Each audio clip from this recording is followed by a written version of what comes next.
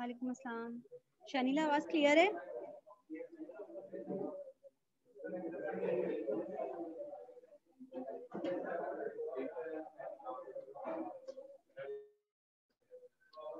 ठीक है। आप लोगों को आवाज आ रही है? नहीं आ रही ना आवाज? मेरे ख्याल में ये माइक चल रहा है, फील हो रहा है।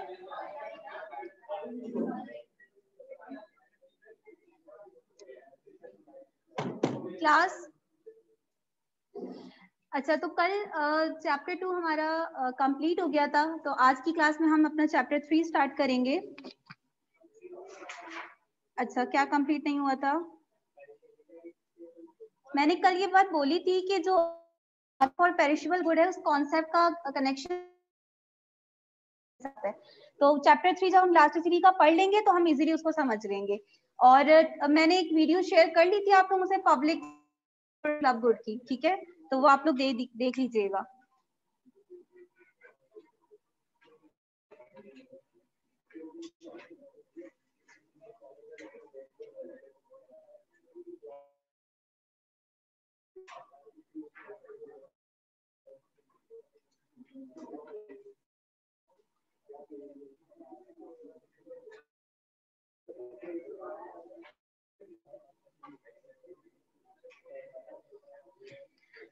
जी,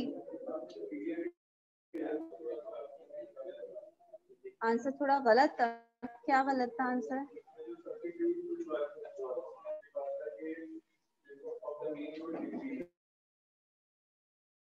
अच्छा, मैं देख लेती हूँ।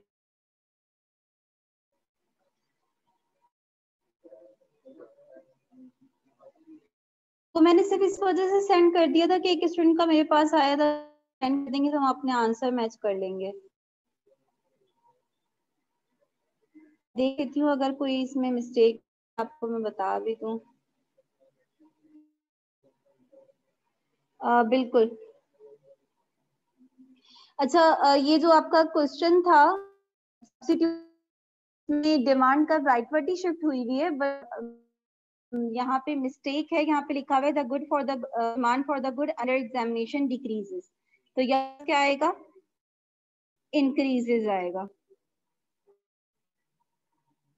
अच्छा, बाकी सब जगहों पे सही है, नीचे भी सही लिखा हुआ है a decrease in the price of good A increases B. सिर्फ वो ऊपर मिस्टेक हुई भी है, उसमें भी देख लीजिएगा, उसमें भी यही मिस्टेक है सेम। तो बस आप लोग वो कर लीजिएगा, स्टार्ट में जो डिक्रीज लिखा हुआ है उनको। अच्छा, सबसे पहले तो ये बात करते हैं कि इस चैप्टर में हम क्या पढ़ेंगे। जी, किसकी? आप अगर मैं आपको बाकी कोई ग्राफ दूं तो क्या आप उसकी एक्सप्लेनेशन नहीं लिख सकते? नहीं, ओन वर्डिंग में बात नहीं कर रही हूँ मैं। आपको पैटर्न पता चल गया ना, जिस तरह मैंने इस ग्राफ में लिखा है कि पहले हमने क्या एक्सप्लेन करा, फिर जो हमने क्या एक्सप्लेन करा कि एक कर्व शिफ्ट हुआ है, कर्व शिफ्ट होने की वजह से इनिशियली एक डिसइक्विलिब्रियम क्रिएट हो गया, कंज्यूमर इतना डिमांड कर रहे हैं जबकि प्रोड्यूसर इतना सप्लाई कर रहे हैं। कंप्लीट वर्डिंग्स आपने वही रखनी है, बस जहां जो कर्व शिफ्ट हो रहा है, अगर सप्लाई कर्व शिफ्ट हो रहा है तो डिमांड कर्व की जगह पे आप सप्लाई कर्व लिख देंगे। राइट वर्ड या लेफ्ट वर्ड कौन सा, बस वो आपने वर्ड्स जो है वो चेंज करने, बाकी कंप्लीट पैटर्न एक्सप्लेनेशन बिल्कुल उसी तरह होगी। सही है, एक दफा प्रैक्टिस के लिए कोई एक जो है वो करके देख लीजिएगा आप। अच्छा, तो लॉ ऑफ डिमांड और लॉ ऑफ सप्लाई में हमने क्या पढ़ा था कि प्राइस और डिमांड का आपस में नेगेटिव रिलेशन है, और लॉ ऑफ सप्लाई में हमने पढ़ा था कि प्राइस और क्वांटिटी सप्लाई का पॉजिटिव रिलेशन है। लेकिन क्या हमने लॉ ऑफ डिमांड में ये पढ़ा था कि अगर प्राइस डिक्रीज होती है फॉर एग्जांपल 2% से, तो डिमांड कितने परसेंट से इंक्रीज होगी? या इसी तरह हमने सप्लाई में इस तरह की कोई बात करी थी? ऐसी कोई बात हमने नहीं करी थी, सिर्फ हमने रिलेशन देखा था, क्वांटिफिकेशन हमने नहीं देखी थी। ये क्वांटिफिकेशन हम देखेंगे कौन से कॉन्सेप्ट में? इलास्टिसिटी कॉन्सेप्ट में। तो इलास्टिसिटी का मतलब क्या है? सबसे पहले तो मैं इलास्टिसिटी की यहाँ पे एक डेफिनेशन लिख लेती हूँ कि इलास्टिसिटी कहते किसे हैं, फिर हम बात करेंगे कि इस चैप्टर में हम किस तरह क्या कॉन्सेप्ट पढ़ेंगे।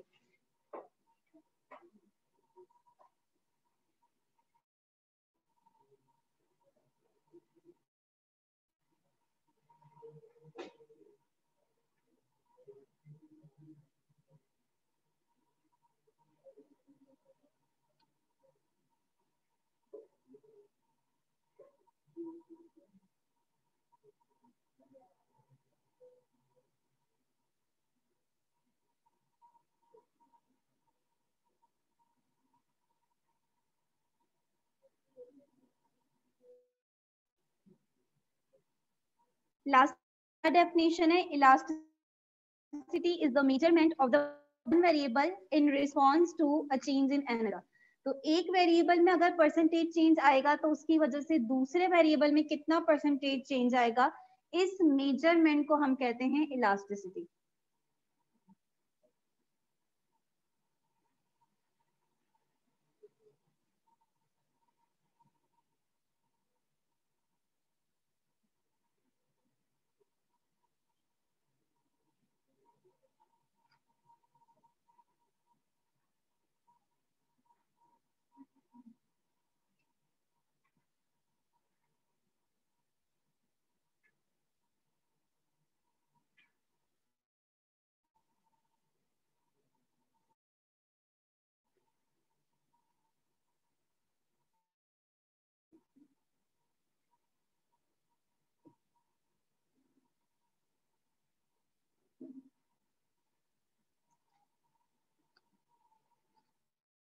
अच्छा, अब इस चैप्टर में हम क्या पढ़ेंगे पहले वो देख लेते हैं।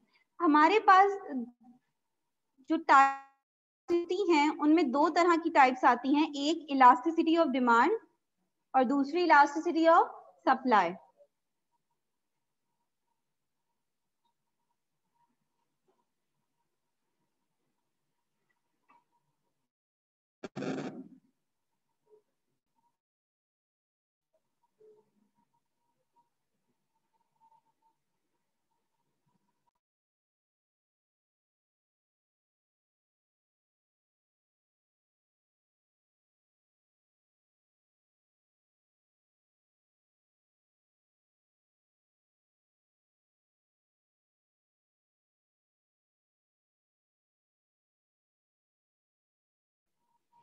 टाइप्स ऑफ इलास्टिसिटी में हमारे पास दो टाइप्स आ जाती हैं, इलास्टिसिटी ऑफ डिमांड और इलास्टिसिटी ऑफ सप्लाई।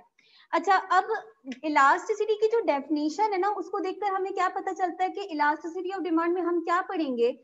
अब के कोई एक फैक्टर ऐसा जो चेंज होने से हम देखेंगे कि डिमांड में कितना चेंज आएगा। अब वो कौन सा फैक्टर होगा? हमने डिटर्मिनेंट्स ऑफ डिमांड में काफी फैक्टर्स पढ़े थे जिनका इफ जो चेंज होते हैं तो डिमांड पे इम्पैक्ट आ रहा होता है, ठीक है ना। लेकिन कुछ मेन फैक्टर जिनके रिस्पेक्ट से हम इलास्टिसिटी ऑफ डिमांड पढ़ेंगे, सबसे आपका की फैक्टर कौन सा था? Price of the good. तो सबसे तो जो मेन टाइप है जिसपे डिमांड आपकी सबसे ज्यादा डिपेंड करती है वो क्या है? Price of the good. तो एक टाइप तो हम इलास्टिसिटी ऑफ डिमांड की क्या पढ़ेंगे? Price elasticity of demand. Price elasticity of demand में हम क्या देखेंगे कि अगर प्राइस में चेंज आता है, परसेंटेज चेंज आता है, तो उसकी वजह से डिमांड में कितना परसेंट चेंज आएगा, ठीक है ना। ये सब अभी हम डिटेल क्वांटिटी डिमांड में चेंज।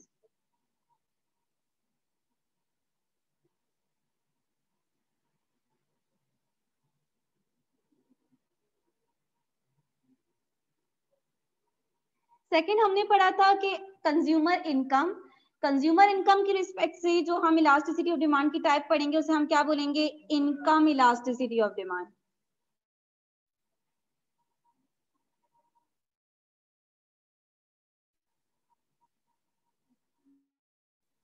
जी मारू। थर्ड हमने पढ़ा था कि अगर price of related goods change होते हैं, जिसमें रिलेटेड गुड्स में कौन आते थे हमारे पास? सब्स्टिट्यूट गुड्स और रिलेटेड गुड्स के चेंज होने से डिमांड में क्या कितना परसेंट चेंज आएगा। इस टाइप को हम जो है वो कहते हैं cross elasticity of demand. Cross means other elasticity of demand. ये आ जाती हैं क्रॉस इलास्टिसिटी ऑफ डिमांड। सब मैं सिर्फ अभी फिलहाल आप लोगों को ओवरव्यू दे जो है वो इस चैप्टर में पढ़ेंगे। इलास्टिसिटी ऑफ सप्लाई में हमने सिर्फ क्या पढ़ना है? हम और कोई टाइप नहीं पढ़ेंगे, यानी सिर्फ हम ये देखेंगे कि अगर प्राइस में चेंज तो उस वजह से सप्लाई में क्वांटिटी सप्लाई में कितना चेंज है, तो आप सिर्फ प्राइस इलास्टिसिटी ऑफ सप्लाई पढ़ेंगे।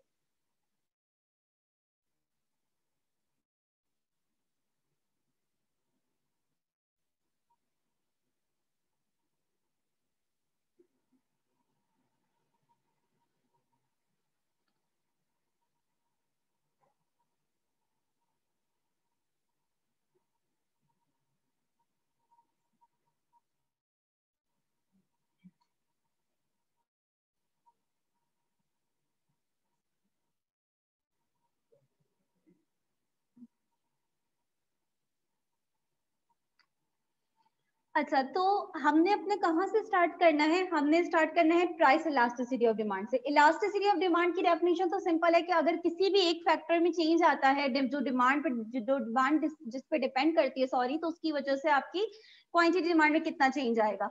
लेकिन जो सबसे इम्पोर्टेंट कॉन्सेप्ट है और इस चैप्टर में जो सबसे डिटेलिंग जिसमें हम जिसकी पढ़ेंगे वो क्या है? Price elasticity of demand. तो हम अपना कॉन्सेप्ट स्टार्ट कर रहे हैं प्राइस इलास्टिसिटी ऑफ डिमांड से।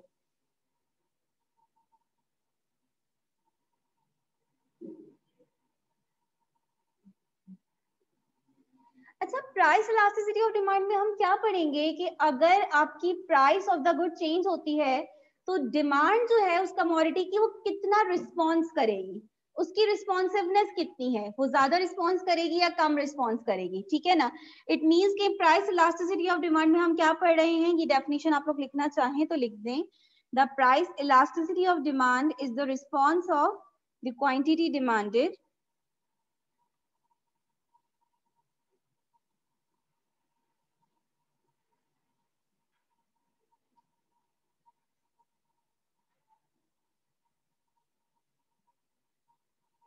फैजान, डिमांड की तो हमने टाइप्स लिखी है ना, इलास्टिसिटी ऑफ डिमांड की, उसको तो हम तीनों टाइप्स पढ़ेंगे उसकी।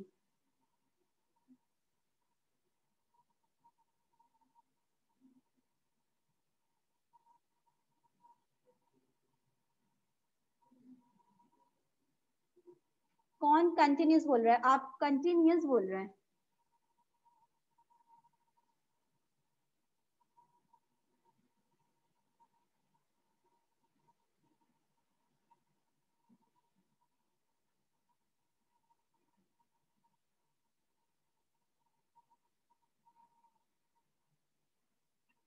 अच्छा, अब इसका हमारे पास फॉर्मूला आता है percentage change in quantity demand due to percentage change in price. यही बात कर रहे हैं ना हम, अगर प्राइस चेंज होती है, जितना भी परसेंटेज चेंज हम ले रहे हैं अपनी एग्जांपल में, उसकी वजह से डिमांड में कितना परसेंटेज चेंज आएगा। तो यहाँ पे हमारे पास फॉर्मूला आ जाता है percentage change in quantity demanded due to percentage change in price.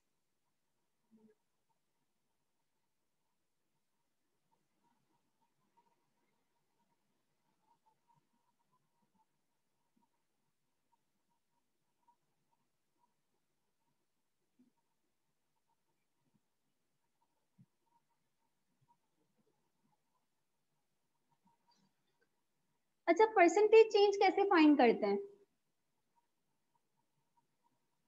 Percentage change, हाँ, new minus old divided by old value multiply by 100। तो हमेशा जब भी हमें किसी की परसेंटेज निकालनी होती है, सेम यही फॉर्मूला रहेगा। इट मींस कि अगर मुझे परसेंटेज चेंज निकालना है क्वांटिटी डिमांड का,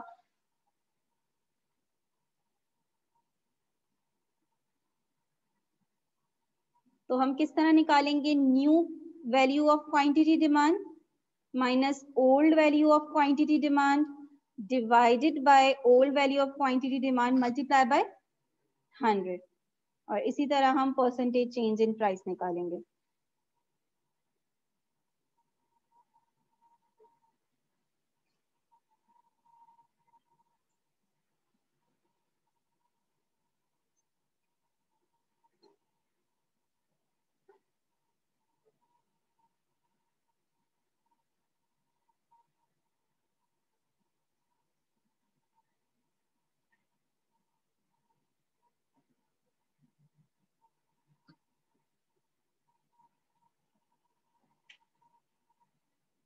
अच्छा, प्राइस इलास्टिसिटी ऑफ डिमांड की नॉर्मली वैल्यू जो आनी चाहिए वो प्लस में आनी चाहिए या माइनस में आनी चाहिए?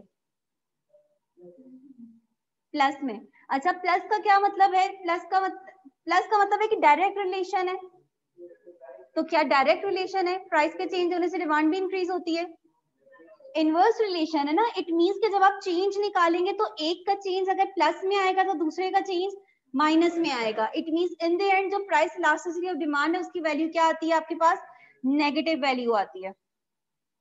अच्छा, जो नेक्स्ट और सबसे इंपॉर्टेंट कॉन्सेप्ट हम इसका करेंगे वो है आपका degrees of elasticity of demand. सबसे पहले बात करते हैं, ये आप लोगों ने कॉपी कर लिया? कॉपी कर लें।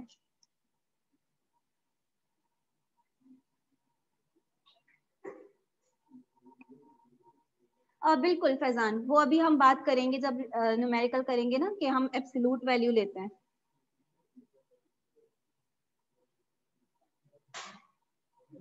जी बताती हूँ मैं। ये बात वैसे आपको और ज्यादा क्लियर हो जाएगी जब हम न्यूमेरिकल करेंगे, लेकिन फिर भी देखें। फॉर एग्जाम्पल पहले प्राइस थी आपकी 5 और अब आपकी प्राइस हो गई है 3, ठीक है। तो जब आप चेंज निकालेंगे तो चेंज में 5 माइनस 3 करेंगे या 3 माइनस 5 करेंगे?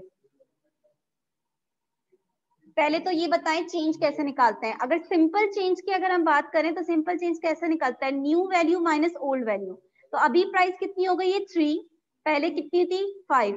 तो जब आपने माइनस किया तो आपके पास माइनस में वैल्यू आ रही है, प्लस में? माइनस में आ रही है ना, तो आपके पास जो प्राइस का चेंज आएगा वो माइनस में आएगा। अब प्राइस 5 से 3 हो गई है तो डिमांड आपकी इंक्रीज हुई होगी ना, ठीक है। तो डिमांड का जब आप चेंज निकालेंगे तो आपके पास पॉजिटिव में आएगा ना, तो इट मींस एक का चेंज नेगेटिव, एक का चेंज पॉजिटिव आ रहा है, ठीक है। अच्छा, degrees of elasticity of demand का क्या मतलब है? ये बताओ कि आप लोगों ने नोट किया होगा कि कुछ आपकी गुड्स ऐसी होती हैं जिनकी अगर प्राइस इंक्रीज भी हो जाए फिर भी उनकी डिमांड बहुत ज्यादा कम नहीं होती, होता है ना ऐसे। और कुछ आपकी कमोडिटीज ऐसी होती हैं जिनकी प्राइस चेंज होने के बावजूद, यानी इंक्रीज जरा सी भी आपकी इंक्रीज हो तो उनकी डिमांड में बहुत ज्यादा एकदम से चेंज आ जाता है, यानी बहुत रिस्पॉन्ड करती हैं। कोई एग्जांपल दे सकते हैं? फॉर एग्जांपल किया इलेक्ट्रिक ने जो है वो इलेक्ट्रिसिटी के रेट्स इंक्रीज कर दिए, तो आप क्या करेंगे? आप आप मीटर निकाल देंगे कि मैंने यूज ही नहीं करना, ठीक है। मेडिसिन, बिल्कुल, बहुत सारी कमोडिटीज ऐसी होती हैं जो कि हमारे लिए इसेंशियल होती हैं। क्लोथ्स पे इतना ज्यादा अप्लाई नहीं होता, क्लोथ ग्रोसरीज वगैरह पे भी, यानी इन है ना, थोड़ी सी आप इतना ज्यादा रिस्पॉन्ड नहीं करेंगे। बट अगर हम बात फॉर एग्जाम्पल कोई इसेंशियल मेडिसिन आ जाती है, पेट्रोल है आपका, ठीक है, इलेक्ट्रिसिटी आ गई, गैस आ, सारी आपकी बहुत ज्यादा इसेंशियल बेसिक नीड्स हैं। तो डिमांड अगर कम भी होगी ना, बहुत स्लाइडली होगी, यानी आप क्या कर लेंगे, आप कोशिश करेंगे कि थोड़ा सा कम पंखे, लाइट्स वगैरह, फैन वगैरह यूज करें, यही कर सकते हैं ना। बिल्कुल तो आप कंप्लीट कम नहीं कर सकते, थोड़ा बहुत स्लाइटली सा चेंज आएगा। लेकिन कुछ कमोडिटीज ऐसी होती हैं जो आपके लग्जरी आइटम्स होते हैं, कार्स वगैरह हो गई और डिफरेंट ऑटोमोबाइल्स हो गई, आपके अप्लायंसेस हो गए, ये सारे ऐसे होते हैं जिनकी आप डिमांड को पोस्टपोन कर सकते हैं। कोई ऐसा ऐसी चीज नहीं है कि अगर आपने अभी फौरन से यूज नहीं करी तो आप रह नहीं पाएंगे, ठीक है। तो इनकी डिमांड बहुत ज्यादा रिस्पॉन्ड करती है प्राइस को। तो इकोनॉमिस्ट ने ये नोट किया कि कुछ डिग्रीज जो है वो एग्जिस्ट करती हैं, कि कहीं जो है वो डिमांड बहुत ज्यादा नहीं होती है प्राइस को, और कहीं डिमांड इतना ज्यादा रिस्पॉन्ड नहीं करती प्राइस को। तो उन्होंने इन डिग्रीज टाइप्स में, अच्छा यहाँ मैं आपके पास 5 टाइप लिख रही हूँ, उसमें से जो 2 टाइप्स हैं वो आपको रियल वर्ल्ड में दिखेंगी। बाकी जो 3 टाइप्स हैं ये आपकी एक्सट्रीम एग्जांपल्स हैं, जो आपको रियल वर्ल्ड एग्जांपल में ऐसी कोई एग्जांपल मिलेगी नहीं। पहले मैं खाली नेम लिख रही हूँ, फिर हम वन बाय वन इन तीनों डिग्रीज को डिटेल में पढ़ेंगे। फर्स्ट मैं यहाँ पे लिख रही हूँ इलास्टिक, को लिख देते हैं relatively elastic demand. Relatively elastic demand भी कहते हैं और हाईली इलास्टिक डिमांड भी कहते हैं। अभी इस पे भी बात करेंगे कि इलास्टिक और इन इलास्टिक का क्या मतलब है।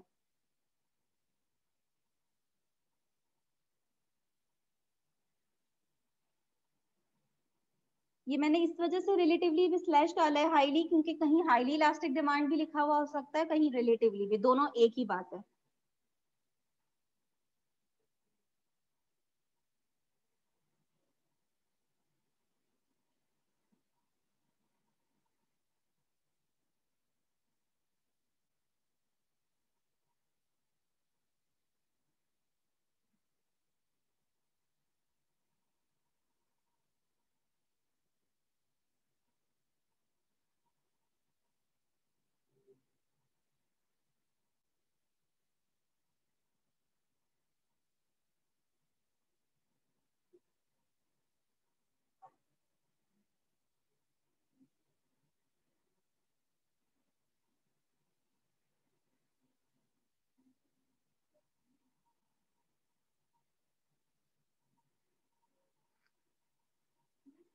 जी जी हाँ बिल्कुल, मतलब वो जो आपका क्योंकि इनवर्स ले लिया है ना आपने डिमांड कर्व को, तो इस वजह से उसका जो स्लोप होगा वो इनवर्स होगा।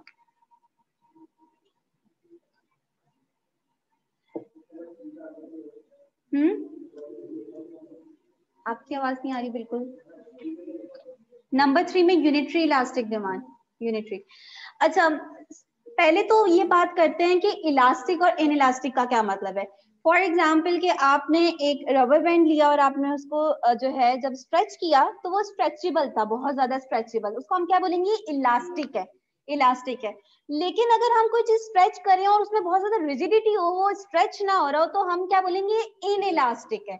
तो इलास्टिक मीन्स के स्ट्रेचेबल है। अब इसको इसकी एग्जांपल में हम कैसे लेकर आएंगे कि अगर प्राइस के चेंज होने से डिमांड ज्यादा रिस्पॉन्स कर रही है तो हम उस डिमांड को क्या बोलेंगे, ये डिमांड क्या है, इलास्टिक डिमांड। और अगर प्राइस के चेंज होने से डिमांड इतना ज्यादा रिस्पॉन्ड नहीं कर रही तो हम बोलेंगे ये इन इलास्टिक डिमांड है। अच्छा, जो लास्ट हमारे पास दो टाइप्स लिखी हुई है ना, उनमें क्या है, perfectly in elastic demand. Perfectly in elastic demand means कि बिल्कुल भी रिस्पॉन्ड नहीं कर रही, प्राइस के चेंज होने से डिमांड बिल्कुल भी रिस्पॉन्ड नहीं कर रही, यानी डिमांड इंडिपेंडेंट हो गई आपकी प्राइस से। बिल्कुल, अभी हम देखेंगे ना इसके, हम डिग्रीज वगैरह देखेंगे। तो ये जो आपकी लास्ट थ्री है ना, ये एक्सट्रीम एग्जांपल्स हैं, ये आपको रियल वर्ल्ड में नहीं दिखती, लेकिन स्टार्ट की जो आपकी टू टाइप्स हैं ये हम एग्जांपल में देख सकते हैं कि इसमें हमारे पास, जैसे अभी हमने डिस्कस भी करी कुछ एग्जांपल्स। तो पहले मैं एक्सट्रीम से स्टार्ट करूंगी और उसके बाद फिर मैं रियल वर्ल्ड केसेस पर आऊंगी। तो पहले हम सबसे पहली टाइप्स यहाँ पे कर रहे हैं, इसकी कोई सीक्वेंस नहीं है कि आपने पहले यही करना है। तो पहले हम सबसे पहले जो टाइप हम एक्सप्लेन करेंगे वो है परफेक्टली इन इलास्टिक डिमांड। नहीं करती है, थ्योरेटिकल है। बहुत अच्छा क्वेश्चन है। आगे आप बहुत सारे ऐसी केसेस वगैरह देखेंगे जो थ्योरेटिकल एग्जिस्ट करते हैं, बट आपको इतना ज्यादा उनका रियल वर्ल्ड नहीं मिलेगा। लेकिन जब आप एक्सट्रीम समझ लेते हैं ना, दो एक्सट्रीम, तो आपको इन बिटवीन केसेस समझना बहुत आसान हो जाता है। इसी वजह से पहले मैं एक्सट्रीम केसेस करवा रही हूँ। अच्छा, परफेक्टली इनइलास्टिक डिमांड का क्या मतलब है, जैसे कि नाम से ही पता चल रहा है कि बिल्कुल परफेक्टली इनइलास्टिक है, बिल्कुल भी डिमांड रिस्पॉन्ड नहीं कर रही। इट मींस कि इफ डिमांड रिमेन्स कांस्टेंट,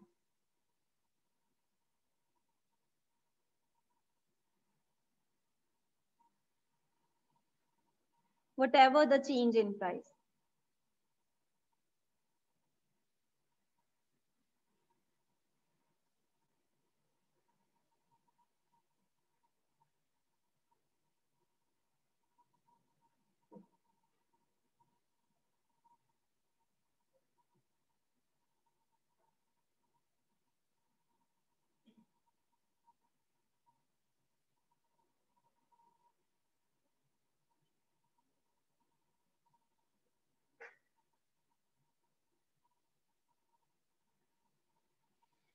अच्छा, अब फॉर्मूला क्या था हमारे पास, percentage change in quantity demand due to percentage change in price.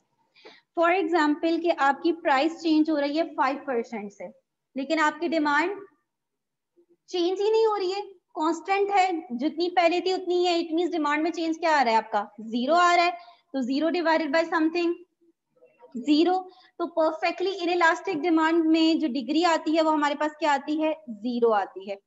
अच्छा, अब इसका ग्राफ कैसे बनेगा, इसमें से कोई भी चीज आपने याद नहीं करनी है, ये सब आपने लॉजिकली जो है वो अपने जहन में रखनी है।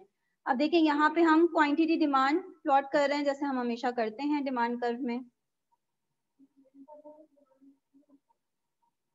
आएगा सेकंड केस में, आएगा सेकंड केस में आएगा, अभी तो जीरो आया है ना डिग्री। अच्छा, मैं ये कह रही हूँ कि डिमांड यहाँ पे फिक्स रहेगी, चाहे आपकी प्राइस कुछ भी हो, डिमांड यहीं पे फिक्स रहेगी। इट मींस कर्व कैसा आना चाहिए, बिल्कुल आपका वर्टिकल लाइन आनी चाहिए पैरेलल टू वाई एक्सिस। जी क्या कह रहे हैं आप, एक सेकंड।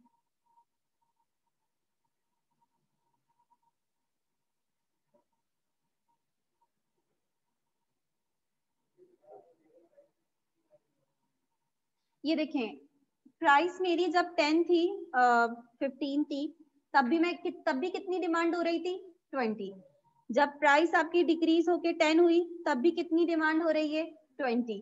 तो प्राइस के चेंज होने से डिमांड कोई रिस्पॉन्ड नहीं करी, इंडिपेंडेंट है प्राइस लेवल से, उसी लेवल पर है, कांस्टेंट रहेगी, तो इस वजह से आपके पास वर्टिकल लाइन आएगी।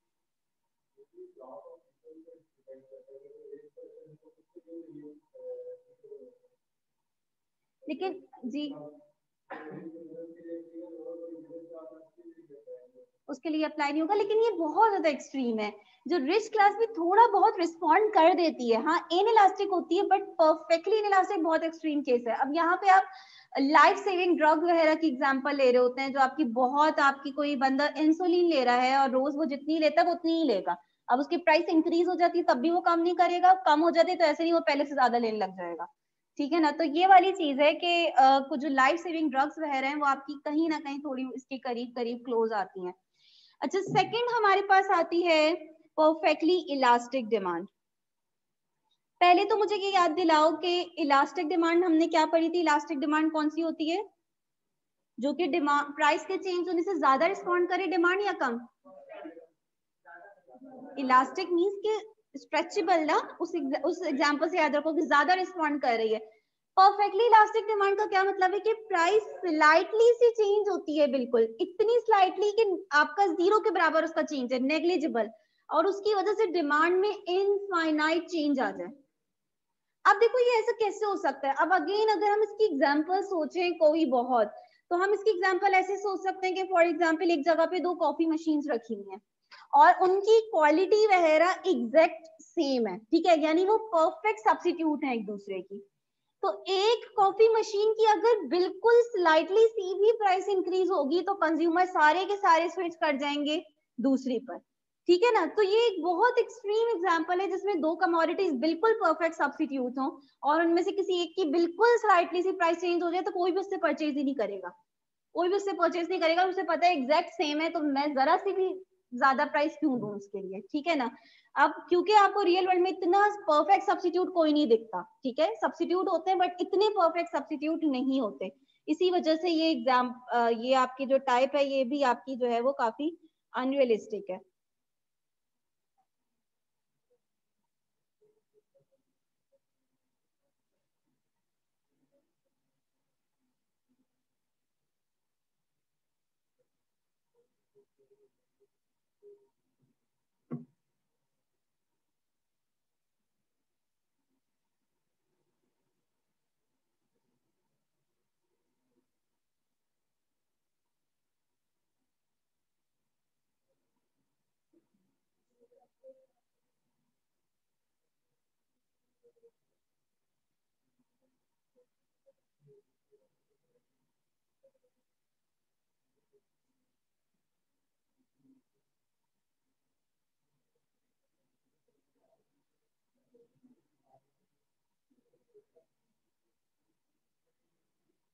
अच्छा, इसकी क्या हमारे पास इलास्टिसिटी आएगी, डिग्री क्या आएगी, 100, इनफाइनाइट आएगी ना, इन्फिनिटी आएगी ना, इन्फिनिटी आएगी। प्राइस में जरा सा भी चेंज आ रहा है, अच्छा जीरो, आप डिवाइड किससे कर रहे हैं, जीरो से कर रहे हैं, क्योंकि प्राइस में चेंज हम कह रहे हैं 0.00 समथिंग आ रहा है तो जीरो के ही बराबर है, तो समथिंग डिवाइडेड बाय जीरो आपका इन्फिनिटी, तो ये आपका यहाँ पे इसकी डिग्री आ गई इन्फिनिटी। अच्छा, अब इसका ग्राफ कैसा बनेगा,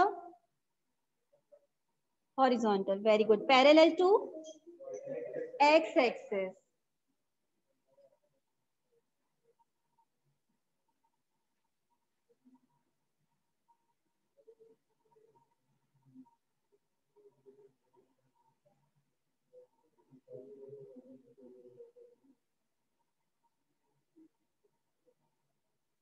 हमने ऊपर डी लिखा था, यहाँ पे डी लिख लीजिएगा।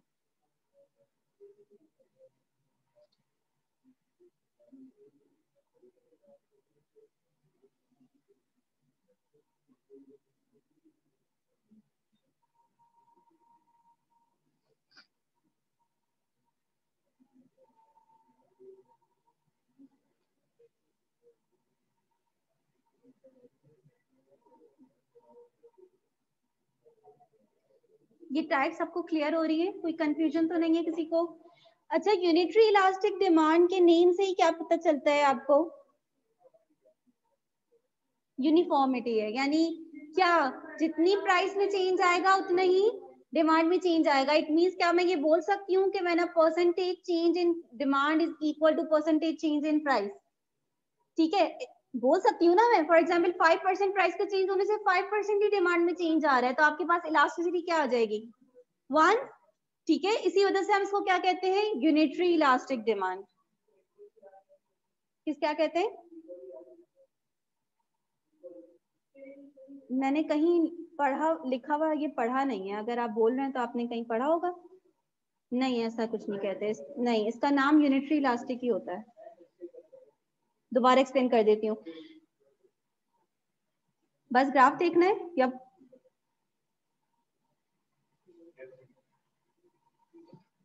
यूनिटरी इलास्टिक डिमांड में मैंने ये समझाया था कि अगर प्राइस में जितना परसेंटेज चेंज आ रहा है उतना ही डिमांड में चेंज आ रहा है, यानी 5% प्राइस के चेंज होने से डिमांड में 5% चेंज आ रहा है, तो इसको हम कहते हैं यूनिटरी इलास्टिक डिमांड, यानी सेम चेंज आ रहा है दोनों में।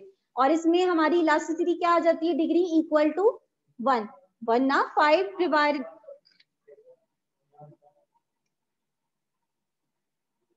बस और टाइम नहीं मिलेगा आपको।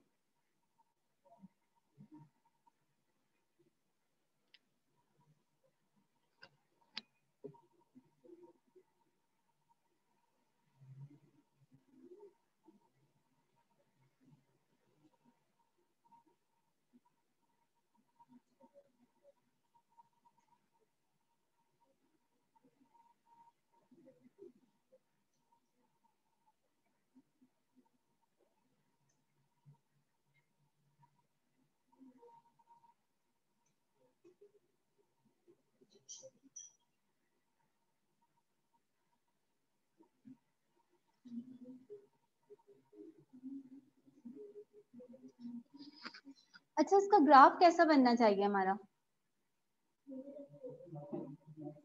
नेगेटिवली स्लोप तो बनता ही है, डाउनवर्ड तो हमेशा बनता है, लेकिन इसका स्लोप क्या होगा हमारा, तो 45 डिग्री लाइन बनेगी ना हमारी। अच्छा अब आपने ग्राफ से भी ये बात दिखानी है कि जो आप कह रहे हैं उसको आपने ग्राफ से भी प्रूव करना है, यानी आपने सेम चेंज दिखाना है कि दोनों में बिल्कुल इक्वल चेंज आ रहा है।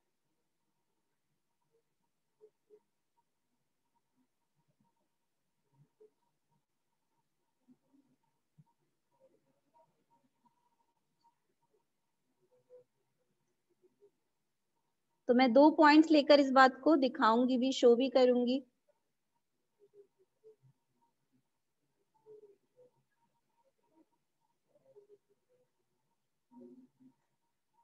तो इक्वल चेंज आपको दिख रहा है दोनों में, तो ये आप ग्राफ अगर आपने थोड़ा सा भी उसका स्लो फ्लैट या स्टीप कर दिया तो फिर वो इक्वल चेंज नहीं दिखेगा।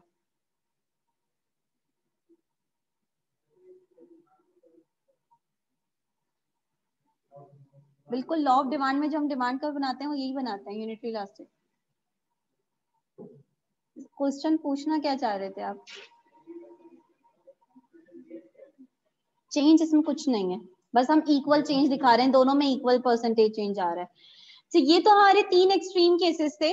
अब हम आ जाते हैं आपके रियल वर्ल्ड केसेस पर, जो कि हमारे पास कौन से हैं, रिलेटिवली या हाईली इनइलास्टिक डिमांड और रिलेटिवली हाईली इलास्टिक डिमांड। ठीक है, इसके 3 नाम है, 3 नेम से ये आपके पास आ सकता है। सिंपल वो इलास्टिक डिमांड लिख दे, सिंपल वो फिर ना क्या लिख दे, हाईली इलास्टिक डिमांड या फिर रिलेटिवली इलास्टिक डिमांड। कुछ स्टूडेंट्स रिलेटिवली और परफेक्टली में कंफ्यूज हो जाते हैं, वो डेफिनेशन रिलेटिवली में किसकी लिख देते हैं, परफेक्टली की, लेकिन नाम से कहीं भी आपको लगता है कि इसमें कंफ्यूज हुआ जा सकता है। परफेक्टली मींस कि बिल्कुल आपकी चेंज रिस्पॉन्ड नहीं कर रही है डिमांड प्राइस को, ठीक है ना, in perfectly elastic. Relatively means कि रिलेटिवली जो है वो आपकी इन इलास्टिक है, बिल्कुल जो है वो आपकी इन इलास्टिक नहीं है परफेक्टली। अच्छा तो हम जो फोर्थ टाइप देख रहे हैं वो है हमारे पास रिलेटिवली या हाईली इन इलास्टिक डिमांड।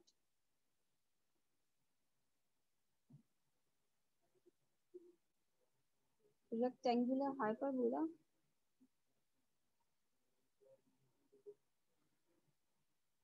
किस शेप किसकी आप बात कर रहे हो हिबा, यूनिटरी में आपने ये बात बोली है।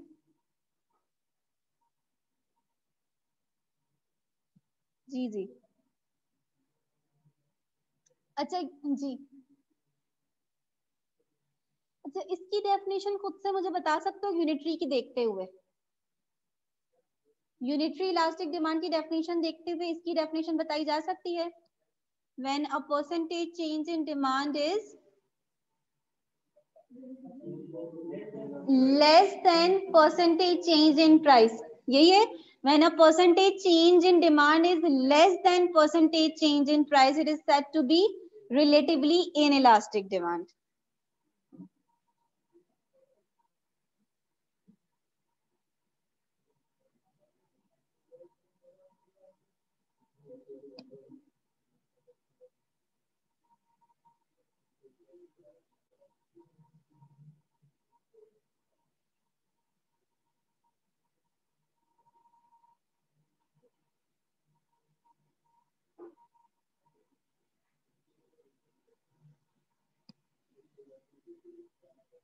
तुम लोग तो लग रहा है आए ही बातें करने के लिए हो।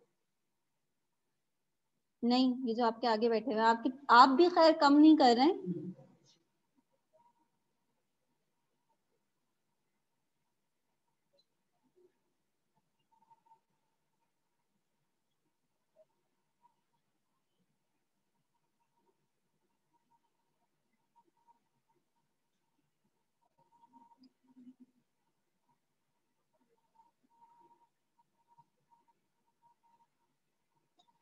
अच्छा, इसकी कोई डिग्री मुझे बता सकता है? इसकी मैं एक हिंट देती हूँ कि ग्रेटर देन 1 इसकी डिग्री होगी या लेस देन 1 होगी?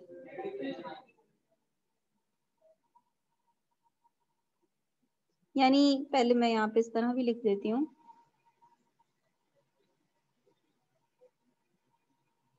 तो हम फॉर एग्जांपल बात कर रहे हैं कि 10% प्राइस के चेंज होने से डिमांड में कितना चेंज आया है? 5% आया है। तो आपका आंसर जो आएगा वो क्या आएगा? लेस देन 1 आएगा।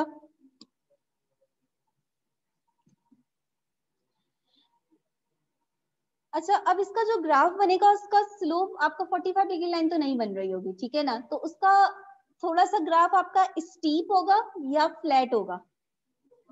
स्टीप होगा, बिल्कुल ठीक है। और यही चीज हम ग्राफ से भी शो करेंगे।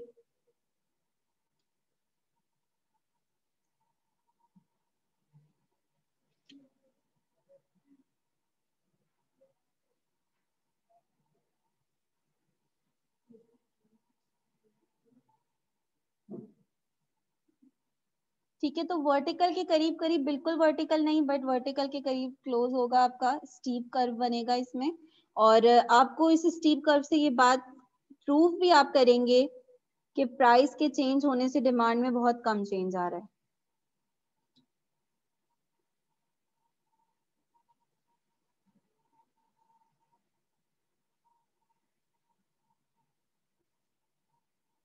ठीक है, यहाँ पे एरोज जरूर बनाइएगा कि इतनी प्राइस चेंज हुई है उसकी वजह से डिमांड में सिर्फ इतना चेंज आया है।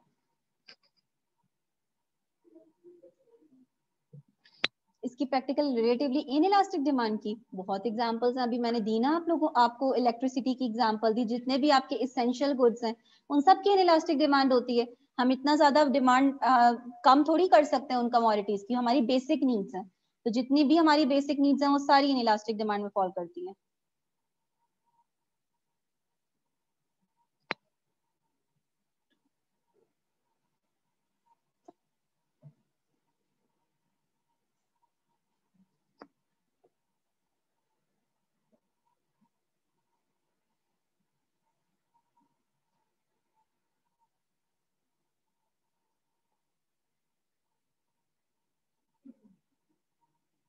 जिन्होंने ये लिख ली है वो जरा रिलेटिवली इलास्टिक डिमांड की भी डेफिनेशन लिखें अपने पास। रिलेटिवली इलास्टिक डिमांड क्या डेफिनेशन होगी? When a percentage change in demand is greater than percentage change in price.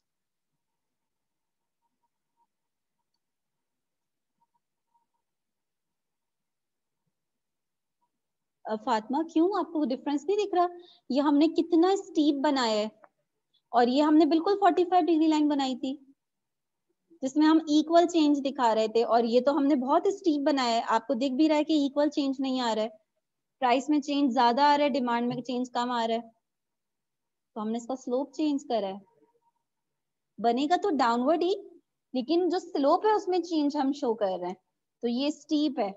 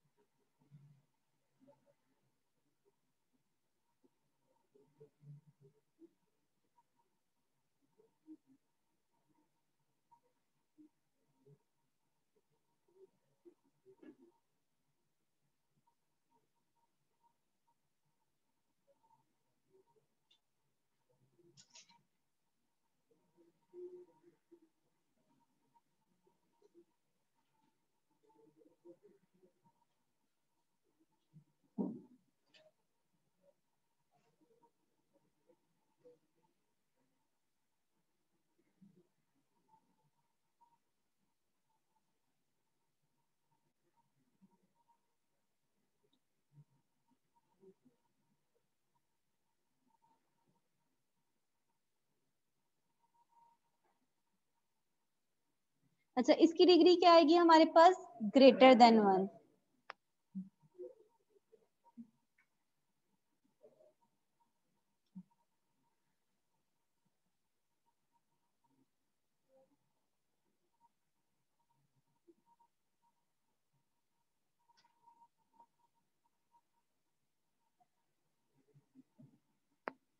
ठीक है,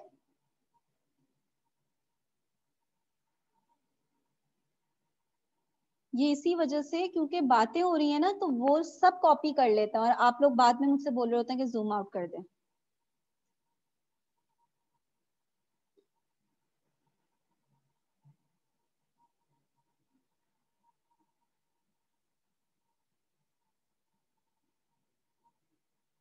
तब हमें पता है कि इसका ग्राफ हमने कैसे बनाना है, फ्लैट बनाना है।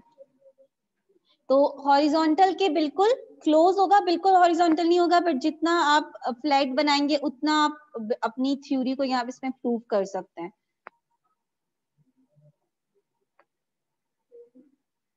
तो फर्स्ट पॉइंट हमने लिया कि प्राइस के चेंज होने से, प्राइस इतनी है, डिमांड इतनी थी, अब बिल्कुल स्लाइटली प्राइस चेंज हुई है, लेकिन उसकी वजह से डिमांड ज्यादा चेंज हुई है।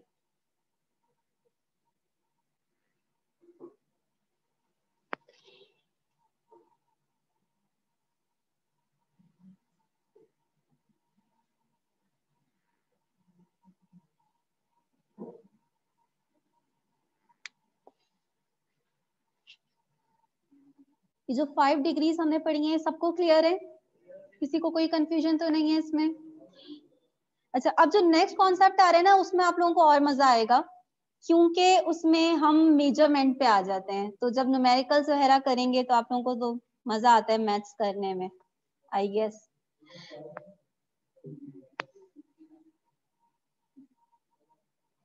तो ये कॉपी कर लिए?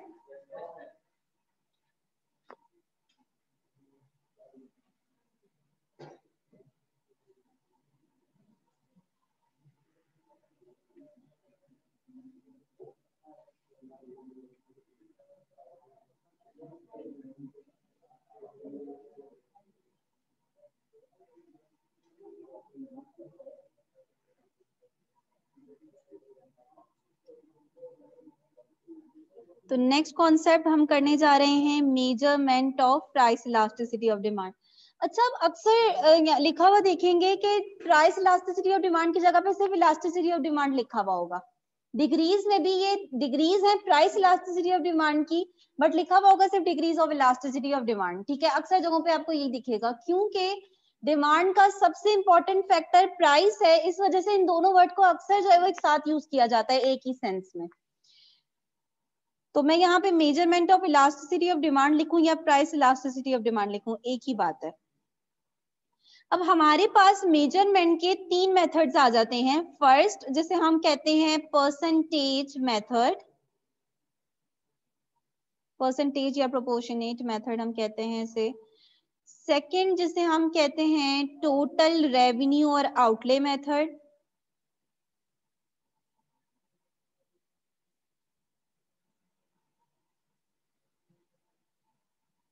और थर्ड हमारे पास ज्योमेट्रिक मेथड आ जाता है। अच्छा, आप लोगों ने कहीं ये पॉइंट मेथड और मिड पॉइंट मेथड ये कहीं करा है कभी किसी कोर्स में इससे पहले?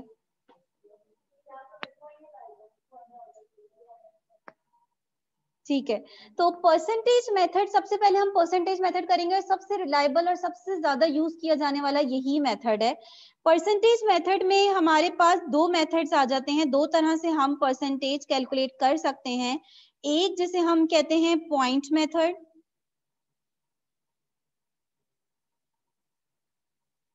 और दूसरा मेथड जिसे हम कहते हैं मिड पॉइंट या आर्क मेथड। तो इन दोनों में क्या डिफरेंस है और कौन सा मेथड इन दोनों में ज्यादा बेहतर है, इस पे भी अभी सबसे पहले तो इसी पे बात करेंगे, पॉइंट मेथड और मिड पॉइंट और आर्क मेथड। अच्छा, अब होता क्या है कि अगर जब सब कॉपी कर लेंगे फिर ही मैं आगे बढ़ूंगी जी, क्योंकि फिर सब बोर्ड पे ही देखिएगा जी। कॉपी कर लिया सबने? अच्छा, यहाँ मैं ग्राफ बना रही हूँ आप लोगों के सामने।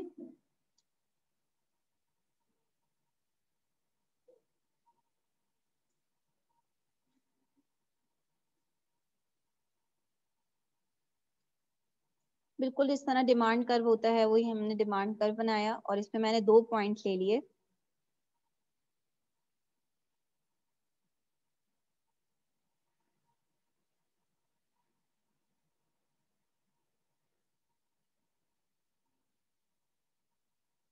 ये 2 पॉइंट ले लिए मैंने, ए और बी। अच्छा, अब मुझे इलास्टिसिटी फाइंड करनी है। पॉइंट ए टू बी अगर हम जाते हैं तो उसकी क्या इलास्टिसिटी होगी, ये मुझे इलास्टिसिटी फाइंड करनी है। सही है। अच्छा, अब होता क्या है कि पहले मैं थोड़ा सा ये बताऊं कि पॉइंट मेथड में क्या होता है। अभी हम उसका फॉर्मूला भी देखेंगे। पॉइंट मेथड में जो फॉर्मूला होता है वो वही होता है जो अभी हमने लिखा था इलास्टिसिटी का फॉर्मूला। क्या लिखा था कि परसेंटेज चेंज जब हम निकालते हैं तो न्यू वैल्यू को माइनस करते हैं, ओल्ड वैल्यू से डिवाइड करते हैं ओल्ड वैल्यू से। जब हम इस फॉर्मूले के थ्रू इलास्टिसिटी फाइंड करेंगे तो हमारे पास एक वैल्यू आएगी। ए टू बी अगर आप जाएंगे तो आपके पास इतनी इलास्टिसिटी आएगी। लेकिन जब मैं अगर मैं डायरेक्शन चेंज कर देती हूँ, मैं बोलती हूँ अच्छा अब आपने ए टू बी की तो निकाल ली है इलास्टिसिटी, अब अज्यूम करें कि हम बी टू ए जा रहे हैं। अब आप खुद सोचें कि जब मैं ए टू बी आ रही थी तो मेरा इनिशियल वैल्यूज कौन सी थी? जो पॉइंट ए पे थी, जो पॉइंट ए पे थी वो मेरी इनिशियल वैल्यूज थी, तो डिनोमिनेटर में इनिशियल वैल्यूज आ रही थी। लेकिन जब मैं बी टू ए जाऊंगी तो मेरी इनिशियल वैल्यूज क्या बन जाएंगी? बी पे। तो मेरी जो डिनोमिनेटर है वो चेंज हो जाएगा, जिसकी वजह से मेरा आंसर चेंज हो जाएगा। तो पॉइंट मेथड में क्या होता है कि अगर आपने डायरेक्शन चेंज कर दी, बाकी सब सेम रहा, बस आपने डायरेक्शन चेंज कर दी तो आपके पास आंसर चेंज हो जाता है। इसी वजह से नॉर्मली कहा जाता है कि पॉइंट मेथड रिलायबल मेथड नहीं है अगर आपने लार्ज चेंज का इलास्टिसिटी फाइंड करनी हो। लार्ज चेंज है ना ये, अगर किसी सिंगल पॉइंट की इलास्टिसिटी फाइंड करनी हो या बहुत स्लाइटली चेंज आ रहा है प्राइस और डिमांड में, तो उसको पॉइंट मेथड से निकालना बेहतर है। लेकिन अगर लार्ज चेंजेस आ रही हैं प्राइस और डिमांड में, उसको पॉइंट मेथड से निकालना जो है वो सही नहीं है, क्योंकि आंसर में चेंज आ जाता है। अब उसी की वजह से जी, ये जब हम करेंगे तो समझ में आ जाएगा जिसको अभी क्लियर नहीं हो रहा है। अभी तो मैं सिर्फ वर्बली ऐसी बात बता रही हूँ आपको। आर्क मेथड में हम क्या करते हैं? आर्क मेथड में हम डिनोमिनेटर में इनिशियल वैल्यूज लेने से क्या हो रहा था? आंसर में चेंजिंग आ रही थी।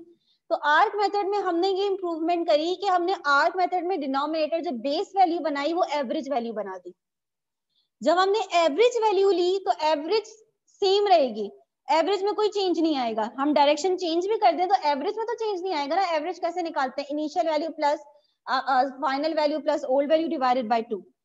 तो वो तो हर हाल में सेम रहेंगी, चाहे आपने डायरेक्शन ए टू बी लेकर गए या बी टू ए गए, वो जो बेस है एवरेज है वो सेम रहेगा, जिसकी वजह से आंसर में कोई चेंज नहीं आएगा आपने डायरेक्शन चेंज भी कर दी तो। अब ये चीज हम करके प्रूव करते हैं कि ये जो बात करी है ये किस तरह है। सबसे पहले मैं पॉइंट मेथड से करके हम देखते हैं कि पॉइंट मेथड, अगर मैं यहाँ पे दोनों का सबसे पहले फॉर्मूला लिख लेते हैं। पॉइंट मेथड का क्या फॉर्मूला है?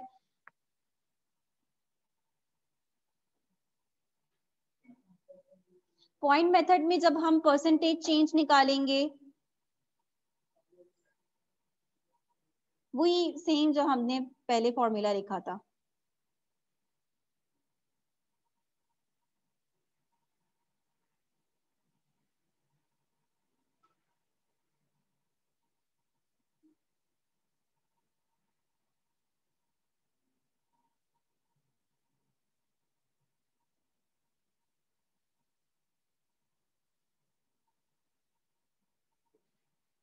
ठीक है, और जब इनसे जो भी दो वैल्यूज आएंगी उनको हम फिर इलास्टिसिटी ऑफ डिमांड के फॉर्मूले में पुट करके हमारा फाइनल आंसर आ जाएगा। ये तो आपका पॉइंट मेथड था।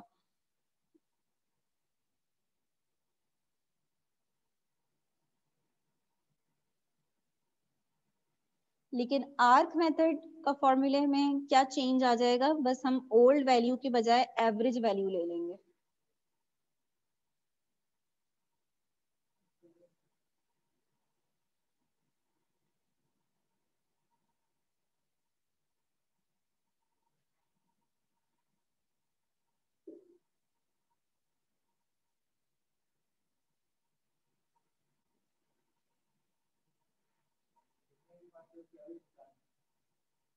2 ही पॉइंट्स दिए जाएंगे आपको इलास्टिसिटी फाइंड करने के लिए।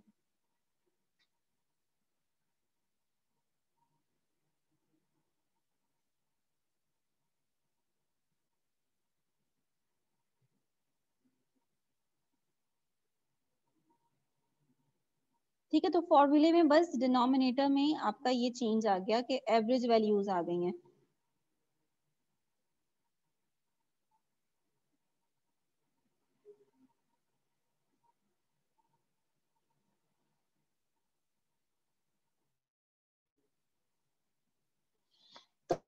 पहले पॉइंट ए टू बी की इलास्टिसिटी हम फाइंड करेंगे। ठीक है, पॉइंट मेथड से। सबसे पहले तो हम पॉइंट मेथड से करेंगे ए टू बी की, फिर बी टू ए की। ठीक है, तो कर रहे हैं तो स्टेप बिल्कुल जिस तरह का हो, जिस तरह हम सारे न्यूमेरिकल्स करेंगे बिल्कुल उसी तरह मैं यहाँ पे करके बताऊंगी। तो अब हम स्टार्ट कर रहे हैं अपना पॉइंट मेथड। अच्छा, आप जब भी इलास्टिसिटी का कोई भी न्यूमेरिकल करें तो सबसे पहले अपनी आसानी के लिए डेटा बना लें। ठीक है, क्योंकि फिर बार बार आपको क्वेश्चन रीड करने की जरूरत नहीं होगी और मिस्टेक के चांसेस आपके कम होंगे। तो आप पहले तो क्या करें, अपने पास एक डाटा बना लें कि इनिशियल वैल्यूज कौन सी हैं और आपकी न्यू वैल्यूज कौन सी हैं। तो हम पॉइंट मेथड के थ्रू जो इलास्टिसिटी कैलकुलेट कर रहे हैं वो अभी पॉइंट ए टू बी पे कर रहे हैं। तो जब हम डाटा बनाएंगे तो हमारे पास इनिशियल वैल्यूज कौन कौन सी हैं, जरा आप लोग मुझे बताएंगे। ए पे आपकी कौन सी वैल्यू है, 3 और 2 और 200 है, 4। ठीक है, ठीक है, ठीक है, बिल्कुल 4 और 200 है।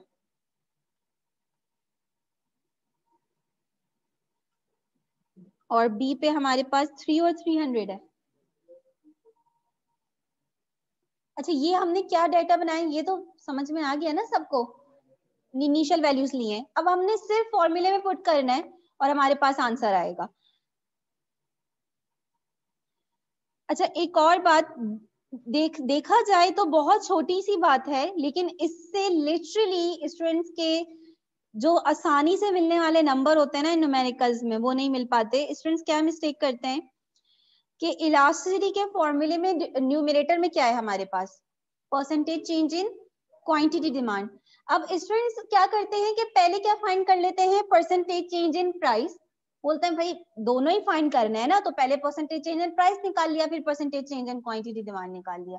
अब यहाँ ये होता है कि आप अक्सर इतनी जल्दी में होते हैं और आपके जहन में नहीं रहता कि जब आप वैल्यूज पुट करते हैं तो पहले आप परसेंटेज चेंज इन प्राइस की वैल्यू पुट कर लेते हैं और फिर परसेंटेज चेंज इन डिमांड की वैल्यू पुट कर लेते हैं, जिसकी वजह से आपका आंसर ही गलत हो जाता है। तो हमने कुछ भी ऐसा नहीं करना जिससे मिस्टेक्स के करीब करीब भी कोई चांसेस हो। तो पहले मैं क्या निकाल रही हूँ, percentage change in quantity demand. तो ये हमारे पास आ जाएगा 300 new value minus old value divided by old value multiply by 100। Answer बताएं क्या आएगा।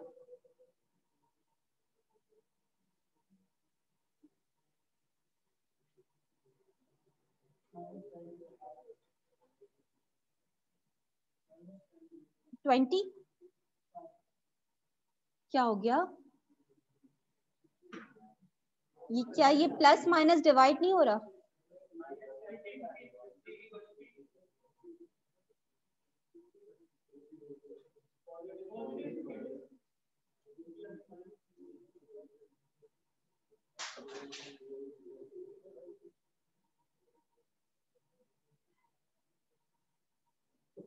इसका आंसर माइनस में आएगा। अच्छा, अब आपने यहाँ पे प्राइस इलास्टिसिटी ऑफ डिमांड, और आपने डायरेक्ट नहीं करना, बिल्कुल इसी तरह करना है। डायरेक्ट मैं भी कर सकती हूँ, बट मैं जिस तरह कर रही हूँ आपने बिल्कुल इन्हीं स्टेप्स को फॉलो करना है। तो आपने 50% डिवाइडेड बाय 25%, तो ये आपके पास क्या आ गया आंसर, -2 आंसर आ गया। अब आपने कहाँ जाना है, ये तो A to B का आंसर आ रहा है, अब आपने B to A पे जाना है। तो ये B to A पे आप खुद मुझे बता सकते हैं आंसर फाइंड करके, पॉजिटिव तो आ ही नहीं सकता आंसर। अब परसेंटेज चेंज इन डिमांड का आंसर माइनस में आएगा और परसेंटेज चेंज इन प्राइस का, लेकिन इन द एंड आपके पास आंसर नेगेटिव ही आ रहा होगा।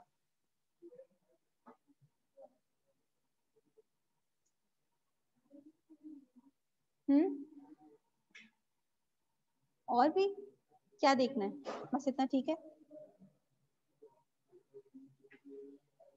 फ्रॉम पॉइंट बी टू ए, इसकी इलास्टिसिटी जरा मुझे कैलकुलेट करके बताओ।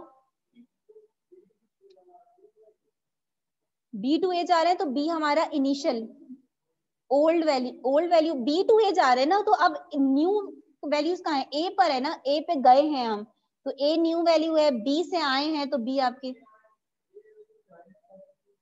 इसमें जो इनिशियल वैल्यूज हैं अब वो हमारी ओल्ड जो है वो आपकी न्यू वैल्यूज बन जाएंगी। आप ग्राफ को देखें ना, ग्राफ भाई ये ग्राफ है, अब हम बी टू ए जा रहे हैं, तो बी पे हमारी प्राइस क्या है 3 और डिमांड क्या है 300, तो ये मेरी कौन सी वैल्यूज हो जाएंगी, ओल्ड वैल्यूज हो जाएंगी, और ए पे जितनी वैल्यूज हैं वो मेरी न्यू वैल्यू है।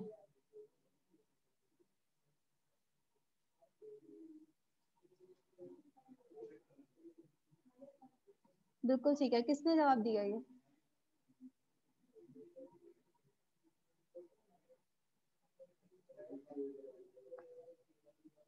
-1 आ रहा है, लाइन स्टूडेंट्स कर रहे हैं, जवाब नहीं आया मुझे, क्या आंसर आ रहा है भाई बी टू ए पे जब हम जा रहे हैं तो,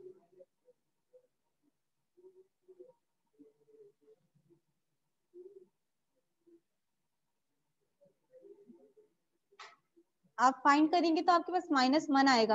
आप लोग क्यों नहीं कर रहे हैं, आप लोग मुझसे क्या समझ में नहीं आ रहा, मुझे ये बताओ।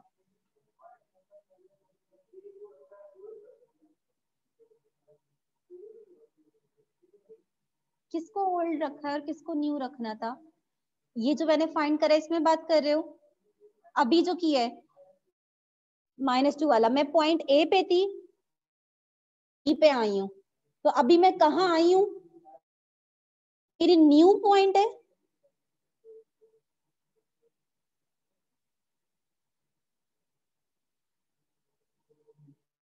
फैजान, हुजैफा, कहाँ हो भाई, कोई न्यूमेरिकल समझ में आ रहा है,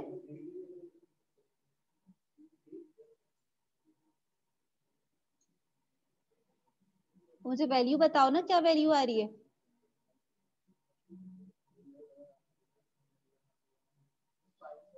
जी सबने फाइंड कर लिए, सबका आंसर -1 आ रहा है।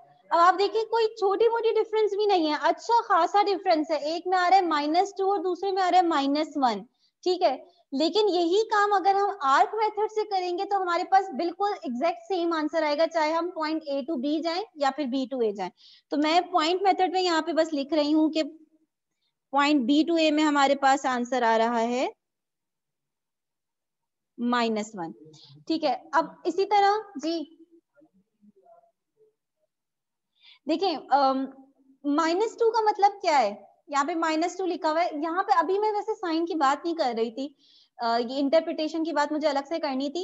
-2 का मतलब क्या है, ये नेगेटिव वैल्यू है, नहीं, -2 हमें जब इलास्टिसिटी ऑफ डिमांड में जो वैल्यू आती है ना, उसमें हम साइन को अलग से इंटरप्रेट करते हैं और एब्सोल्यूट वैल्यू को अलग से। माइनस तो आपको डायरेक्शन बता रहा है, माइनस क्या बता रहा है कि दो वेरिएबल जो आप गुड कमोडिटी ले रहे हैं उसकी नेचर क्या है, ठीक है। तो नॉर्मली अगर फॉर एग्जांपल कभी किसी रेयर केस में आपके पास प्राइस इलास्टिसिटी ऑफ डिमांड की वैल्यू प्लस में आ गई, तो आप क्या बोलेंगे कि ये कौन सी कमोडिटी है, ये गिवन गुड है, ये गिवन गुड है जिसमें प्राइस और डिमांड का आपस में क्या रिलेशन होता है, पॉजिटिव होता है, लेकिन अब ये बहुत ही कम चांसेस हैं। अब नॉर्मली आपके पास प्राइस इलास्टिसिटी और डिमांड की वैल्यू नेगेटिव ही आती है, क्योंकि गिवन गुड इतना कॉमन आपका ये आपको देखने को नहीं मिलता। तो नेगेटिव मींस कि नॉर्मल गुड है। नॉर्मल गुड मींस कि जिसमें प्राइस और डिमांड का आपस में नेगेटिव रिलेशन ही होता है, ठीक है। लेकिन जो नंबर है, नंबर एब्सोल्यूट नंबर कौन सा है इसमें आपके पास? 2। इस वाले उसमें 2 है। ये 2 ग्रेटर देन 1 है या लेस देन 1 है? एब्सोल्यूट वैल्यू क्या है? 2 है, पॉजिटिव 2। ग्रेटर देन 1 है, ग्रेटर देन 1 है, इट मींस इलास्टिक डिमांड है या इन इलास्टिक? सोच लो कौन सी डिमांड है? इलास्टिक डिमांड है। इलास्टिक डिमांड जरा देखो ना, पीछे हमने डिग्री देखी थी ना कि अगर प्राइस के चेंज होने से डिमांड, अब यहाँ पे आपको वैसे भी दिख रहा है कि यहाँ पे मैंने 2 लिखा हुआ है, तो नीचे कुछ भी नहीं है अगर तो 1 है, तो हम इसको कैसे बोलेंगे कि अगर प्राइस में 1% चेंज आएगा तो डिमांड में कितना परसेंटेज चेंज आएगा? 2%। तो प्राइस से ज्यादा डिमांड में चेंज आ रहा है, इट मींस ये कब होता है आपका? जब आपकी डिमांड इलास्टिक होती है। इसको मैं अलग से इसकी इंटरप्रिटेशन अभी लिखवाऊंगी, उन्होंने क्वेश्चन पूछ लिया था तो फिर मैंने इसका रिस्पॉन्ड कर दिया। अच्छा, अब आर्क मेथड से मैं पॉइंट A to B पे जाती हूँ, अगर वो आपसे बोलता है तो। जी, एब्सोल्यूट डिग्री मालूम करने के लिए एब्सोल्यूट वैल्यू लेते हैं, माइनस नहीं। माइनस से तो फिर सारी आपकी लेस देन आपकी 0 आ रही है ना, तो वो तो कोई टाइप ही नहीं है भाई। इलास्टिसिटी की वैल्यूज कहाँ से लेकर कहाँ तक जो है वो आपकी इन बिटवीन क्या कौन सी वैल्यू होती है? कभी नेगेटिव इलास्टिसिटी की कोई डिग्री देखी है आपने?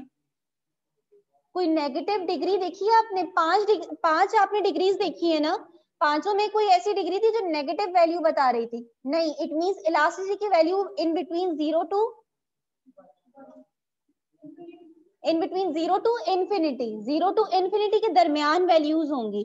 तो अगर आप नेगेटिव ले लेंगे तो नेगेटिव तो कोई डिग्री ही नहीं है, ठीक है। तो आपने हमेशा एब्सोल्यूट वैल्यू के मुताबिक ही डिग्री बतानी है।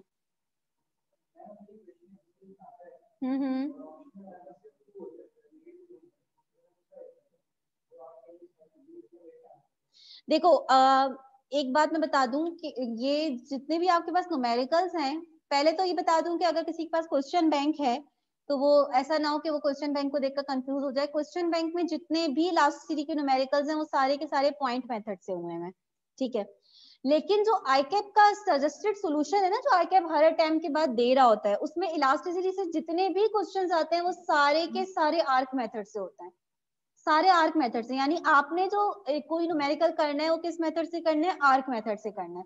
आपने पॉइंट मेथड फॉलो नहीं करना, क्योंकि रिलायबल मेथड आर्क ही है। लार्ज चेंजेस के लिए आर्क ही यूज किया जाता है। अब जहां तक बात रही एमसीक्यूज की, अगर उसने कोई गलती नहीं करी, असूलन उसको क्या करना चाहिए? आर्क मेथड के अकॉर्डिंग ही आंसर होना चाहिए। सबसे पहले तो आर्क मेथड से आप करके देखेंगे कि कोई आंसर ऐसा है जो यहाँ पे है, जो आर्क मेथड का जो आंसर है।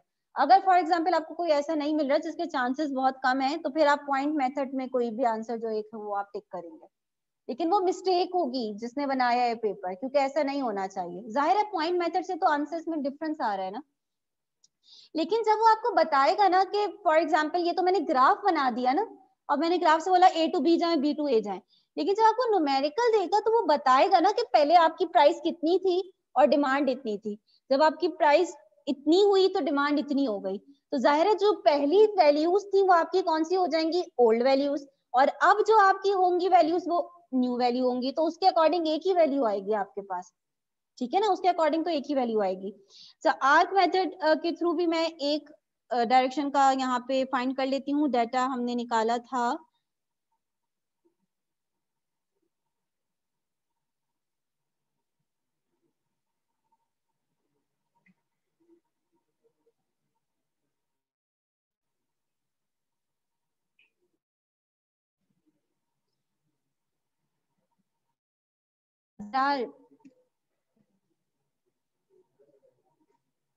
जरार वैसे इक्वल टू 1 ही आ रहा है, लेकिन आप अगर अप्रॉक्स कर -1, अगर अप्रॉक्स करते हैं तो वही 1।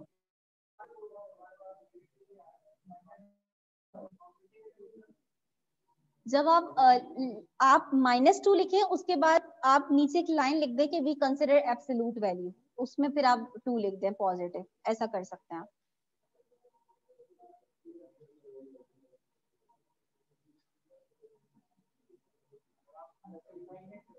हाँ मैं बिल्कुल लिखवाऊंगी, मैं इंटरप्रिटेशन अभी लिखवाऊंगी कि आपने उसको कैसे लिखना है न्यूमेरिकल के एंड में। जी कौन बोल रहा है ये? दोनों पॉइंट से सेम आंसर आ रहा है ना, तो यही सेम ही आना चाहिए ना आर्क मेथड से। तो मैंने बात करी थी कि डायरेक्शन के चेंज होने से आंसर चेंज नहीं।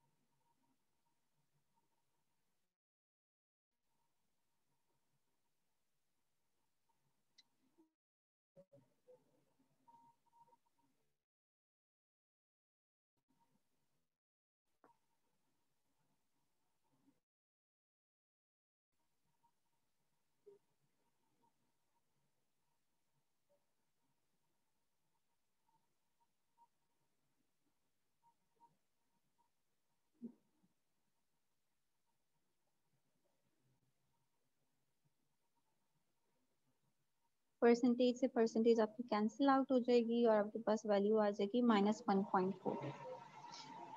ठीक है, जब आप इसको B to A फाइंड करेंगे तब भी आपके पास वैल्यू क्या आएगी? -1.4, सेम रहेगी, वैल्यू चेंज नहीं होगी।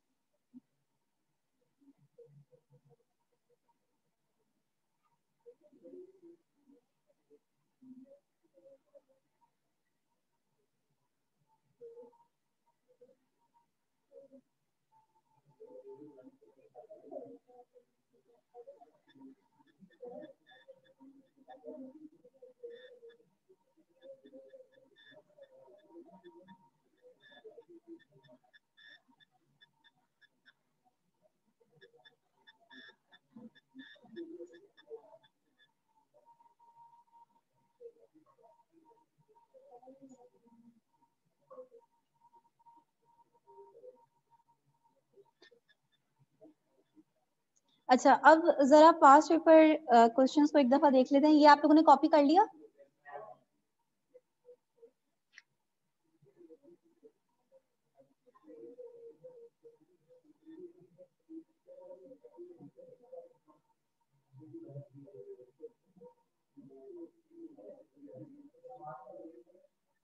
क्लास के बाद कोई क्लास नहीं है ना?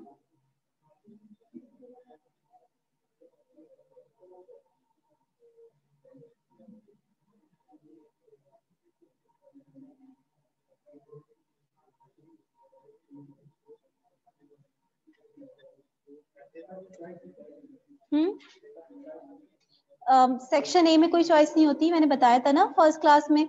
सेक्शन ए में कोई चॉइस नहीं होती। सेक्शन ए आपका माइक्रो पोर्शन से आ रहा होता है, लेकिन जो सेक्शन ए में क्वेश्चन नंबर 5 है एमसीक्यूज का, वो पूरे आपके सिलेबस में से आता है।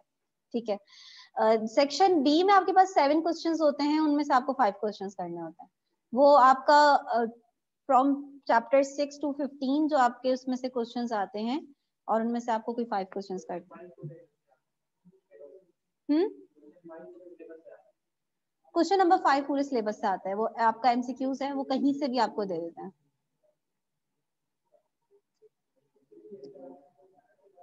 किस तरह के? जो मैं करवा, इसी वजह से करवा रही हूँ, क्या आते हैं। मैं वही तो अभी बताने में लगी थी कि अगर हम इसको देखें अगेन, मुझे जरा आप लोग चैप्टर 3 के पास पेपर क्वेश्चन के पेज बता दोगे जरा, किस पेज पर है?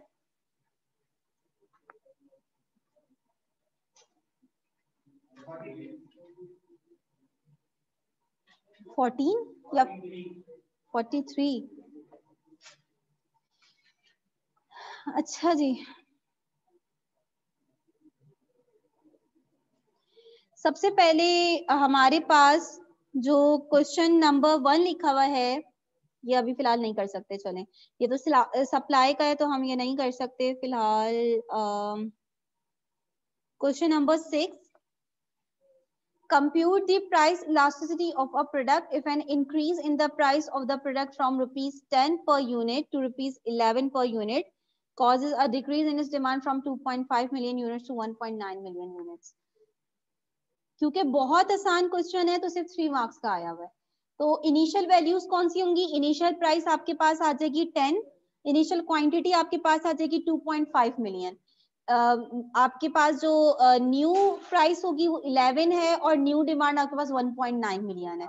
तो आप जी आर्क मेथड से करना है आपने, बिल्कुल नहीं, आपने पॉइंट मेथड से नहीं करना। तो आपने नहीं, ये आपको कभी भी नहीं बताएगा, ये किसी भी क्वेश्चन में मेंशन नहीं होगा कि आपने किस मेथड से करना है, बट आपने हमेशा आर्क मेथड से करना है। जी नहीं, सिर्फ 2.5 लिखें, इतने सारे जीरो लिखने की जरूरत नहीं है, बस 2.5 लिखें। आपने सिर्फ आर्क मेथड से करना है। कौन पूछ रहा है? एक तो पूछ जी, मास्क लगे हुए होते हैं। एक तो आपने सिर्फ आर्क मेथड से करना है, पॉइंट मेथड से नहीं करना। उससे नहीं सीखे? दूसरे यानी टोटल रेवेन्यू और ज्योमेट्रिक मेथड आप कह रहे हैं, उसका क्वेश्चन अलग तरीके से आता है ना। तो मैं अभी क्वेश्चन ही वो बता रही हूँ जो हम भी कर चुके हैं, जाहिर है उसी की प्रैक्टिस। जी क्या आप लोग मुझे इस वक्त डायरेक्ट कैलकुलेटर से कर ही बता सकते हैं कि इसका क्या आंसर आ रहा है, या अगर आप लोग थोड़ा सा 5 मिनट लगेंगे करने में? आर्क मेथड से करना है आपने बस।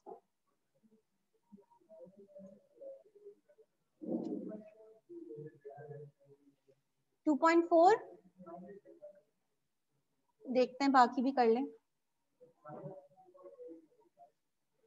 एक तो सबके आंसर में डिफरेंस आ रहा होता है, सबका -2.86 आ रहा है। मुझे ये आंसर ठीक लग रहा है जी, क्योंकि मैंने फाइंड तो किया नहीं है।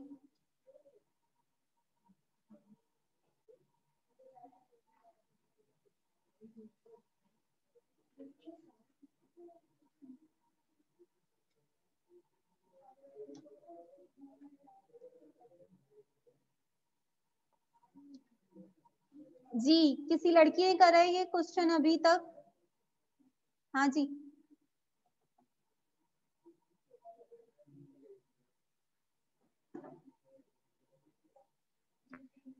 टू 2.86 करेक्ट आंसर है। 2.86 जिसका आ रहा है वो बिल्कुल सही आ रहा है।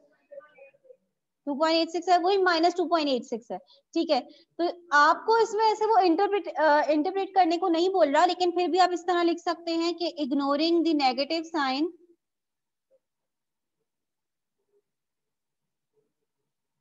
पहले आपने आंसर निकाल लिया, उसके बाद आपने इसको लिख दिया कि ignoring the negative sign price elasticity of demand is 2.86। Since 2.86 is greater than 1, demand is relatively elastic। बस ये आपने लिख दिया।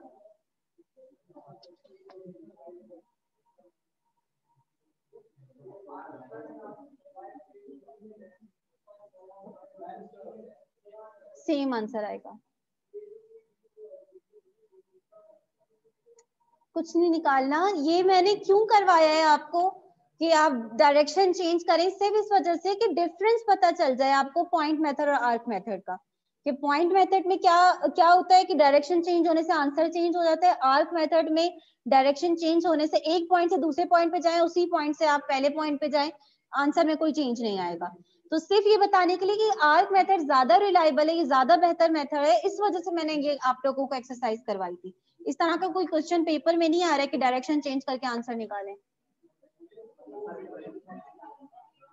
हाँ हाँ, उसमें अभी जो क्वेश्चन आ रहा है उसमें आपको कोई डायरेक्शन चेंज ही नहीं करनी है, आपको जो वैल्यूज नहीं, बिल्कुल नॉर्मल फॉर्मूले से आपने करना है। अच्छा आपके पास नहीं, अगर डायरेक्टली करना होता तो मैं इतने स्टेप्स नहीं लिखती ना, मैं भी डायरेक्टली करती। अगर मैंने इतने स्टेप्स लिखे हैं तो इट मींस के पेपर में भी आपको ये सब फॉलो करना है, डायरेक्ट आपने नहीं करना जी।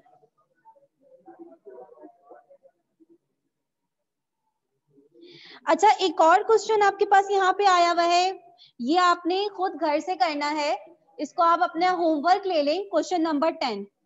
ठीक है, और यहाँ पे लिखा हुआ भी है एंड में कि identify the type of elasticity.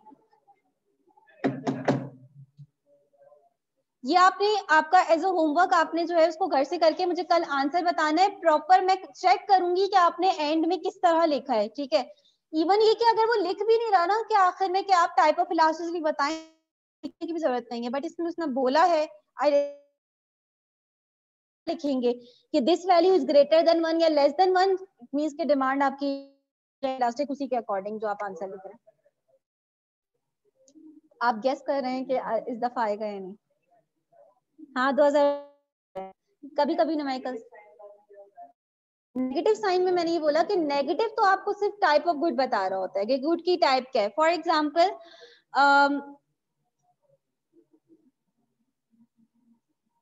अच्छा ये देखिए जरा, यहाँ पे इंटरप्रिटेशन जो मैंने बात यहाँ पे लिखी हुई है कि नंबर और जो है वो एक्सप्लेन करते हैं। अगर जो आपकी एब्सोल्यूट वैल्यू है इलास्टिसिटी की, वो आपको क्या बता रही होती है?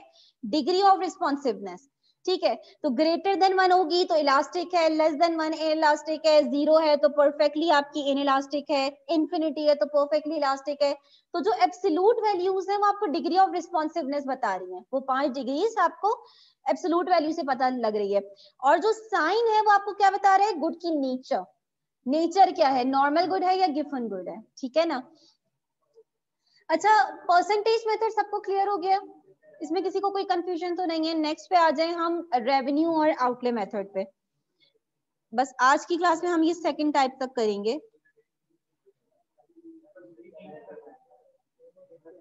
आज की क्लास में हम सेकंड टाइप तक करेंगे, उसके बाद नेक्स्ट टाइप जो ज्योमेट्रिक है वो नेक्स्ट क्लास में करेंगे। बस नहीं,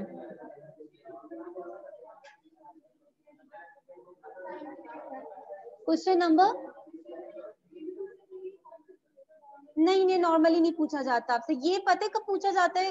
अभी हम जब इलास्टिसिटी ऑफ डिमांड में इनकम इलास्टिसिटी करेंगे ना, उसमें आपके पास ये इंटरप्रिटेशन आती है कि उसमें नॉर्मल गुड और इंफीरियर गुड का कॉन्सेप्ट आ जाएगा, ठीक है ना। क्वेश्चन नंबर 6 का आंसर बता दूं? क्वेश्चन नंबर 6 कौन सा है? अच्छा वही जो अभी मैंने आपको करने को दिया था।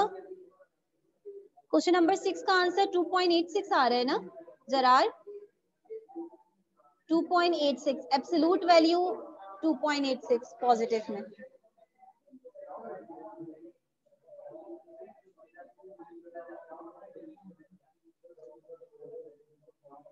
वालेकुम अस्सलाम, खैरियत?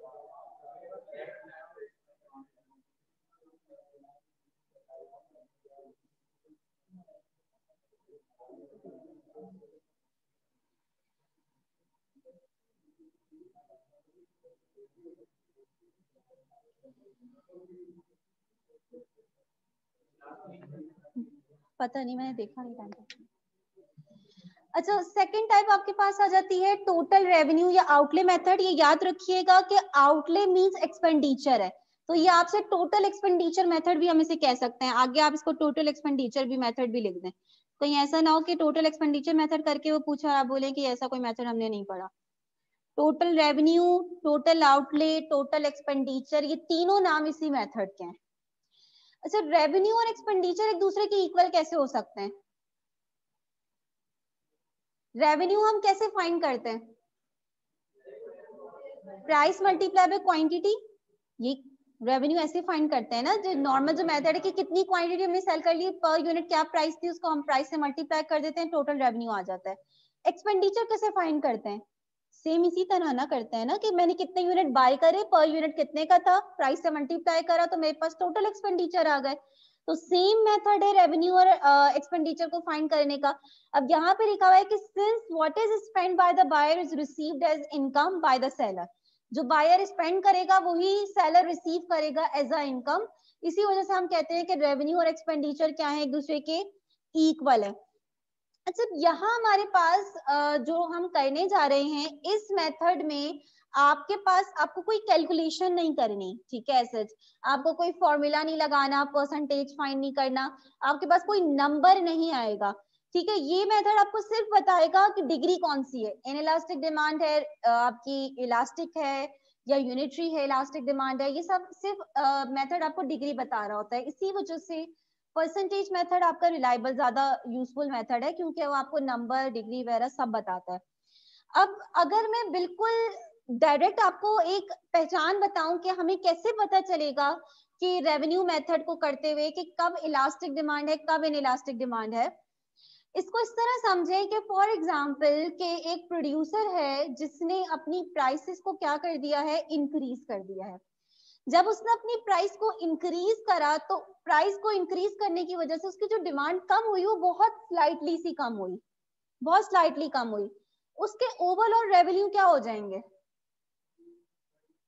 ओवरऑल रेवेन्यू क्या हो जाएंगे, उसने प्राइस इंक्रीज करी है, प्राइस इंक्रीज करने की वजह से उसकी डिमांड जो कम हुई है वो बहुत कम हुई है स्लाइटली सी, ओवरऑल रेवेन्यू क्या हो जाएंगे उसके, इंक्रीज हो जाएंगे। क्या हो जाएंगे, इंक्रीज हो जाएंगे। अच्छा ये कब होता है कि प्राइस के चेंज होने से डिमांड में बहुत कम चेंज आए, जब आपकी डिमांड इनइलास्टिक हो या इलास्टिक हो, इनइलास्टिक हो। अभी मैं जिनको नहीं भी समझ में आएगा उनको और ज्यादा डिटेल में समझा दूंगी, लेकिन आपने ये याद रखना है कि अगर इनइलास्टिक डिमांड है तो प्राइस और रेवेन्यू सेम डायरेक्शन में मूव करेंगे। अगर इनइलास्टिक डिमांड है तो हमारे एग्जांपल में सेम डायरेक्शन में मूव कर रहा है ना, प्राइसेस इंक्रीज हुई तो डिमांड क्योंकि बहुत कम हुई तो ओवरऑल रेवेन्यू क्या हो गए हैं, इंक्रीज हो गए हैं। आप डिमांड नहीं देखनी, डिमांड पे फोकस नहीं रखना, किस पे फोकस रखना है, प्राइस और रेवेन्यू की डायरेक्शन, सेम डायरेक्शन मूव कर रहे हैं तो आप कहेंगे इनइलास्टिक डिमांड है।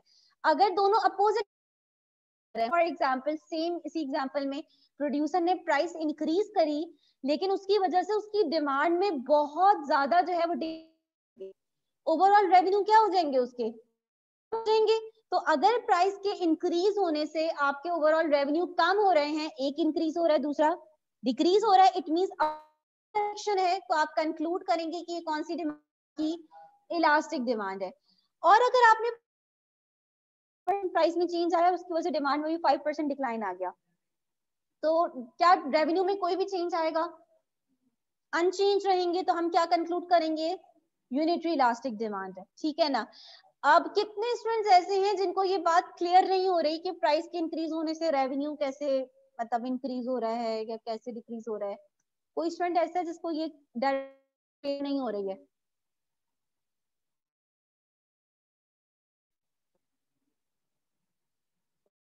आप ही को बता देती हूँ दोबारा से जी। ये किस तरह आता है, ठीक है, और उसको आपने किस तरह करना होता है, लेकिन पहले मैं इनकी बात का इनको थोड़ा सा फर्दर एक्सप्लेन कर दूं। देखें फॉर एग्जांपल मुझे बताओ कि प्राइस का इंक्रीज रेवेन्यू को क्या करता है, ये नहीं सोचो कि डिमांड बढ़ेगा मिस बाद में, अदर थिंग्स अनचेंज्ड, आप क्या बोलोगे, रेवेन्यू, बिल्कुल ठीक है। डिमांड के डिक्रीज होने से कम हो, ठीक है, चलो बस इसमें कोई कंफ्यूजन नहीं, तब बात ही खत्म हो गई है। तो हम ये बोल रहे हैं कि अगर person price is percentage change in demand है, एक में परसेंटेज चेंज ज्यादा आ रहा है दूसरे के, तो जिसमें ज्यादा नेट इफेक्ट एंड में उसी का आएगा ना, नेट इफेक्ट उसी का आएगा। भाई एक फोर्स रेवेन्यू को इंक्रीज कर रही है और दूसरी फोर्स रेवेन्यू को डिक्रीज कर रही है, जो इंक्रीज करने वाली फोर्स है वो क्या है, ज्यादा है डिक्रीज करने वाली फोर्स है, तो इन द एंड आपको क्या लगता है रेवेन्यू क्या हो जाएगा, इंक्रीज हो जाएगा। अब percentage change in price more than होती है परसेंटेज, डिमांड इनइलास्टिक होती है इलास्टिक होती है, इनइलास्टिक होती है। तो हमने देखा कि प्राइस के होने से हमारा रेवेन्यू क्या हो रहा है, इंक्रीज हो रहा है, दोनों तरह के इनइलास्टिक डिमांड है। अगेन यहाँ पे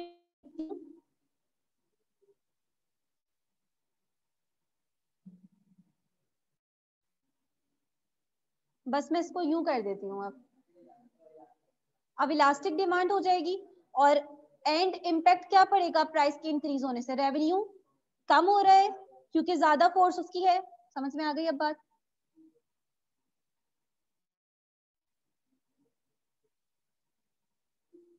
तो अब आप इजीली समझ सकते हैं, अगर बीच में मैं लगा दूं इट मींस दोनों इक्वल फोर्स हैं, एक की वजह से की वजह से उतना ही रेवेन्यू डिक्रीज हुआ है, तो इन द एंड कोई इम्पैक्ट नहीं पड़ेगा, ठीक है।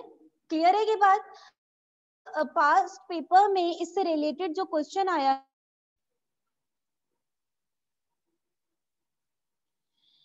अगर आप क्वेश्चन नंबर 9 देख, तो क्वेश्चन नंबर 9 में जी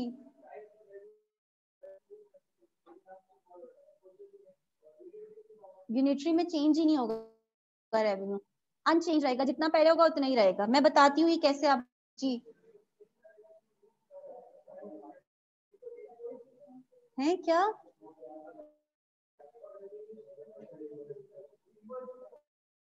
आप मेरी बात नहीं समझे। Inelastic percentage change in price more than percentage change in demand होती है या इक्वल होती है? प्राइस में जितना चेंज आता है उतना ही डिमांड में चेंज आता है। रेवेन्यू को तो बाद में देखें ना, पहले बताएं डिमांड और प्राइस का चेंज इक्वल आ रहा होता है या डिफरेंट प्रोपोर्शन से आता है ना? यूनिटरी में डिफरेंट प्रोपोर्शन से आता है या सेम प्रोपोर्शन से आता है? जब सेम प्रोपोर्शन से आएगा तो रेवेन्यू में कोई चेंज नहीं आएगा। अच्छा, जरा क्वेश्चन नंबर 9 को देखकर बता सकते हैं कि आप क्या रिक्वायर्ड क्या है? अगर अभी भी समझ में नहीं आया ना, क्लास के बाद मुझसे पूछना, फिर मैं और ज्यादा एक्सप्लेन कर दूंगी। बाकी सबको क्लियर हो गया। ये आपके पास प्राइस और डिमांड का डाटा दिया हुआ है इन्होंने, और इन्होंने नीचे बोला हुआ है कि from the above schedule determine the price elasticity of demand using expenditure method and percentage method. Percentage method कौन सा है? जो हम ऑलरेडी कर चुके हैं, उसको आपने आर्क मेथड से करना है। तो आपने सब परसेंटेज मेथड तो करते हुए डाटा बना लेना है, वही कि ये आपका हो गया P1, ये P2, ये Q1, ये Q2, और आपने वैल्यूज पुट करी, आपके पास आंसर आ गया। दूसरा मेथड वो बोल रहा है कौन सा? Expenditure method. इट मींस यही जो total outlet total revenue method है। कोई स्टूडेंट मुझे बता सकता है कि ये ये हम एक्सपेंडिचर मेथड से कैसे करेंगे? मतलब क्या बात है, वेरी गुड जी। क्या करेंगे? एक थर्ड कॉलम बनेगा हमारा, ठीक है। यहाँ पे एक कॉलम आपने बनाया, आपने इस तरह लिख लिया फॉर एग्जांपल प्राइस डिमांड, और थर्ड कॉलम जब तक आपने टोटल रेवेन्यू या टोटल एक्सपेंडिचर का कॉलम नहीं बनाएंगे तब तक आप नहीं बता सकते ना। दोनों की डायरेक्शन देखकर ही बताएंगे ना कि इन इलास्टिक डिमांड है या इलास्टिक डिमांड है। तो एक थर्ड कॉलम एक्सपेंडिचर मेथड में आपका बनेगा टोटल एक्सपेंडिचर का, ठीक है। अब आपने यहाँ पे लिखा कि प्राइस, तो वही जो यहाँ पे लिखी हुई है 150, 120, डिमांड है आपकी 20 और 24। जब आप प्राइस को डिमांड से मल्टीप्लाई करेंगे, P मल्टीप्लाई बाय Q, तो आपके पास एक्सपेंडिचर आ जाएंगे। तो P multiply by Q 150 multiply by 20 क्या आ रहा है, और 120 मल्टीप्लाई बाय 24। अच्छा, अब आपने डिमांड वाले कॉलम को नहीं देखना, उसका कोई काम नहीं है। आपने किसको देखना है? सिर्फ प्राइस के कॉलम को और रेवेन्यू के कॉलम को, एक्सपेंडिचर के कॉलम को। और आप बताएं कि प्राइस के डिक्रीज होने से एक्सपेंडिचर इंक्रीज हुए हैं या डिक्रीज हुए हैं? क्या दोनों सेम डायरेक्शन में मूव कर रहे हैं?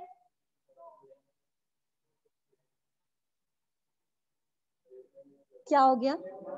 अभी खुद बोल रहे हो, मैंने बोला प्राइस के डिक्रीज होने से क्या एक्सपेंडिचर डिक्रीज होने, आपने बोला जी।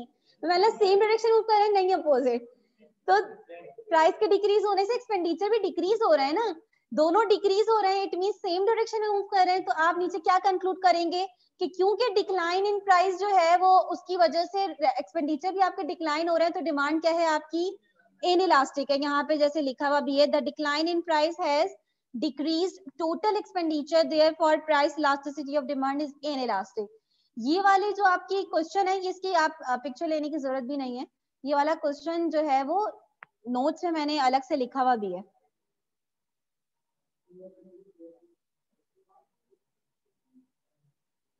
तो यहाँ पे जो मैंने बनाया हुआ है, तो एक्सपेंडिचर मेथड के फौरन बाद उससे रिलेटेड जो क्वेश्चन जिस तरह आता है वो मैंने यहाँ पे बना भी दिया है, ठीक है। तो इसकी एक्सप्लेनेशन भी लिखी हुई है यहीं पर। तो आप किसी भी तरह का आपको प्राइस और डिमांड का वो आपको शेड्यूल दे दे और आपसे बोले कि एक्सपेंडिचर मेथड से करें, तो आपने थर्ड कॉलम किसका बनाना है? टोटल रेवेन्यू का।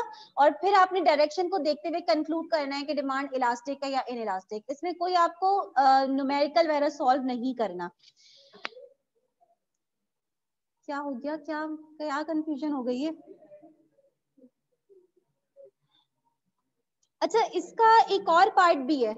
अगर आप देखें तो ए पार्ट किया है ना अभी तक आपने, इसका बी पार्ट जरा पढ़े क्या कह रहा है ये।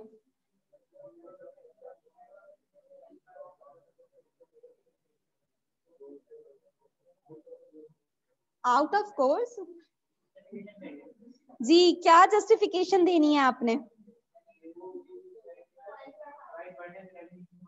हाँ, जैसे इन्होंने बोल दिया ना कि आप जस्ट सबसे पहले बोलेंगे जब आप परसेंटेज मेथड से निकालेंगे तब भी आपके पास लेस देन 1 ही आंसर आएगा, ठीक है, इन इलास्टिक ही आएगा। तो आप बोलेंगे क्योंकि डिमांड इन इलास्टिक है, तो अगर फर्म अपनी प्राइस को डिक्रीज करेगी तो उसका रेवेन्यू क्या हो जाएगा, डिक्रीज हो जाएगा।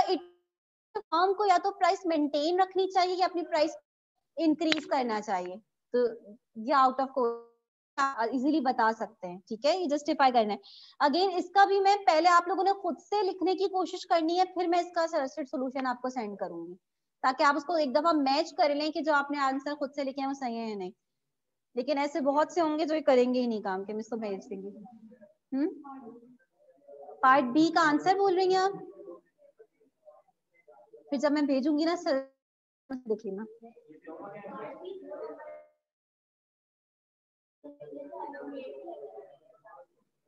कितना लंबा आंसर लिखना अप्रोप्रिएट होगा, जिसमें आपने ये जवाब दे दिया बस। अब वो 4 लाइन में आए, 3 लाइन में आए, इवन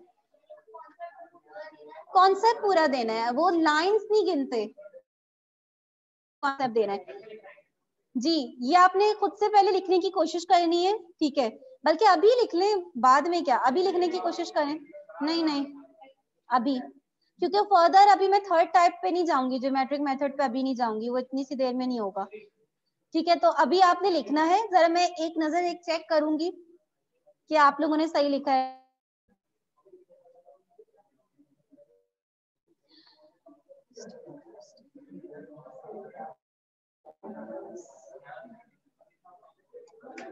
जी नहीं, सिर्फ रिकमेंड, ये जो आप रिकमेंड कर रहे हो ना फॉर्म को, बस ये लिखना है।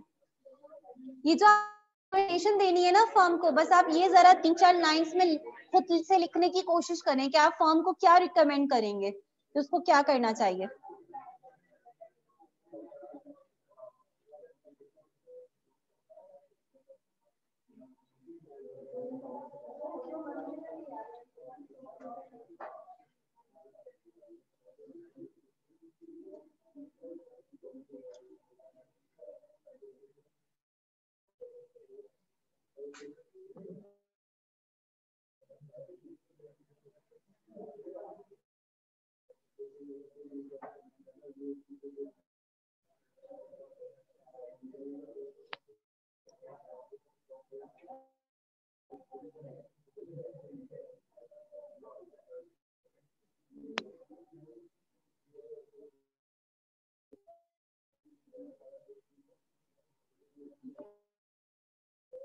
ये जो पीछे जितने बैठे हुए हैं ना, इन किस बात पे इतना हंसा जा रही है बताएं जरा।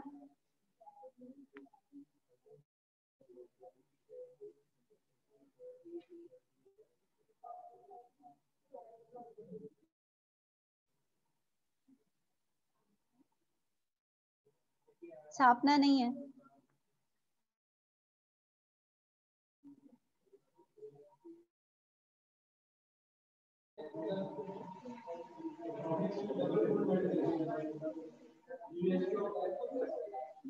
है क्या है, रांची यूनिवर्सिटी से।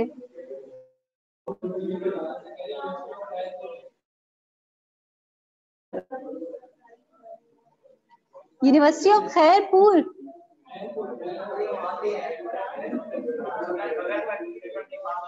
अच्छा अच्छा अच्छा अच्छा,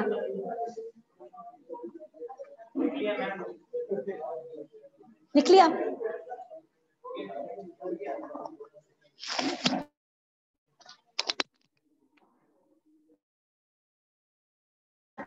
फिर उनको खैरपुर की यूनिवर्सिटी में ही जॉब मिलती है।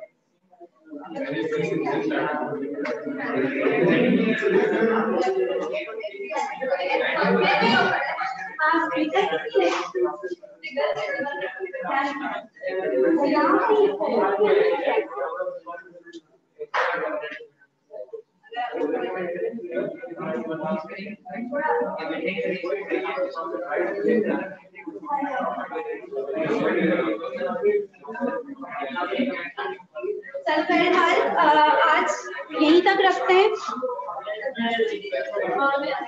Gerald, here we see the decline in price causes decline in revenue, so it is recommend that price must be. हाँ, पहले तो सबसे पहले आपने ये बताना है कि जो फॉर्म की जो कमोडिटी है उसकी जो डिमांड है वो इनइलास्टिक है, ठीक है ना। तो सबसे पहले ये बताओ कि क्योंकि इनइलास्टिक है तो अगर वो डिक्रीज प्राइस तो उसका रेवेन्यू कम हो जाएगा, तो it is recommended must be increase और मेंटेन, ठीक है। चलिए तो मैं क्लास यहाँ पे एंड कर रही हूँ। फर्दर अगर आप लोग मुझे ठीक है, अल्लाह हाफिज।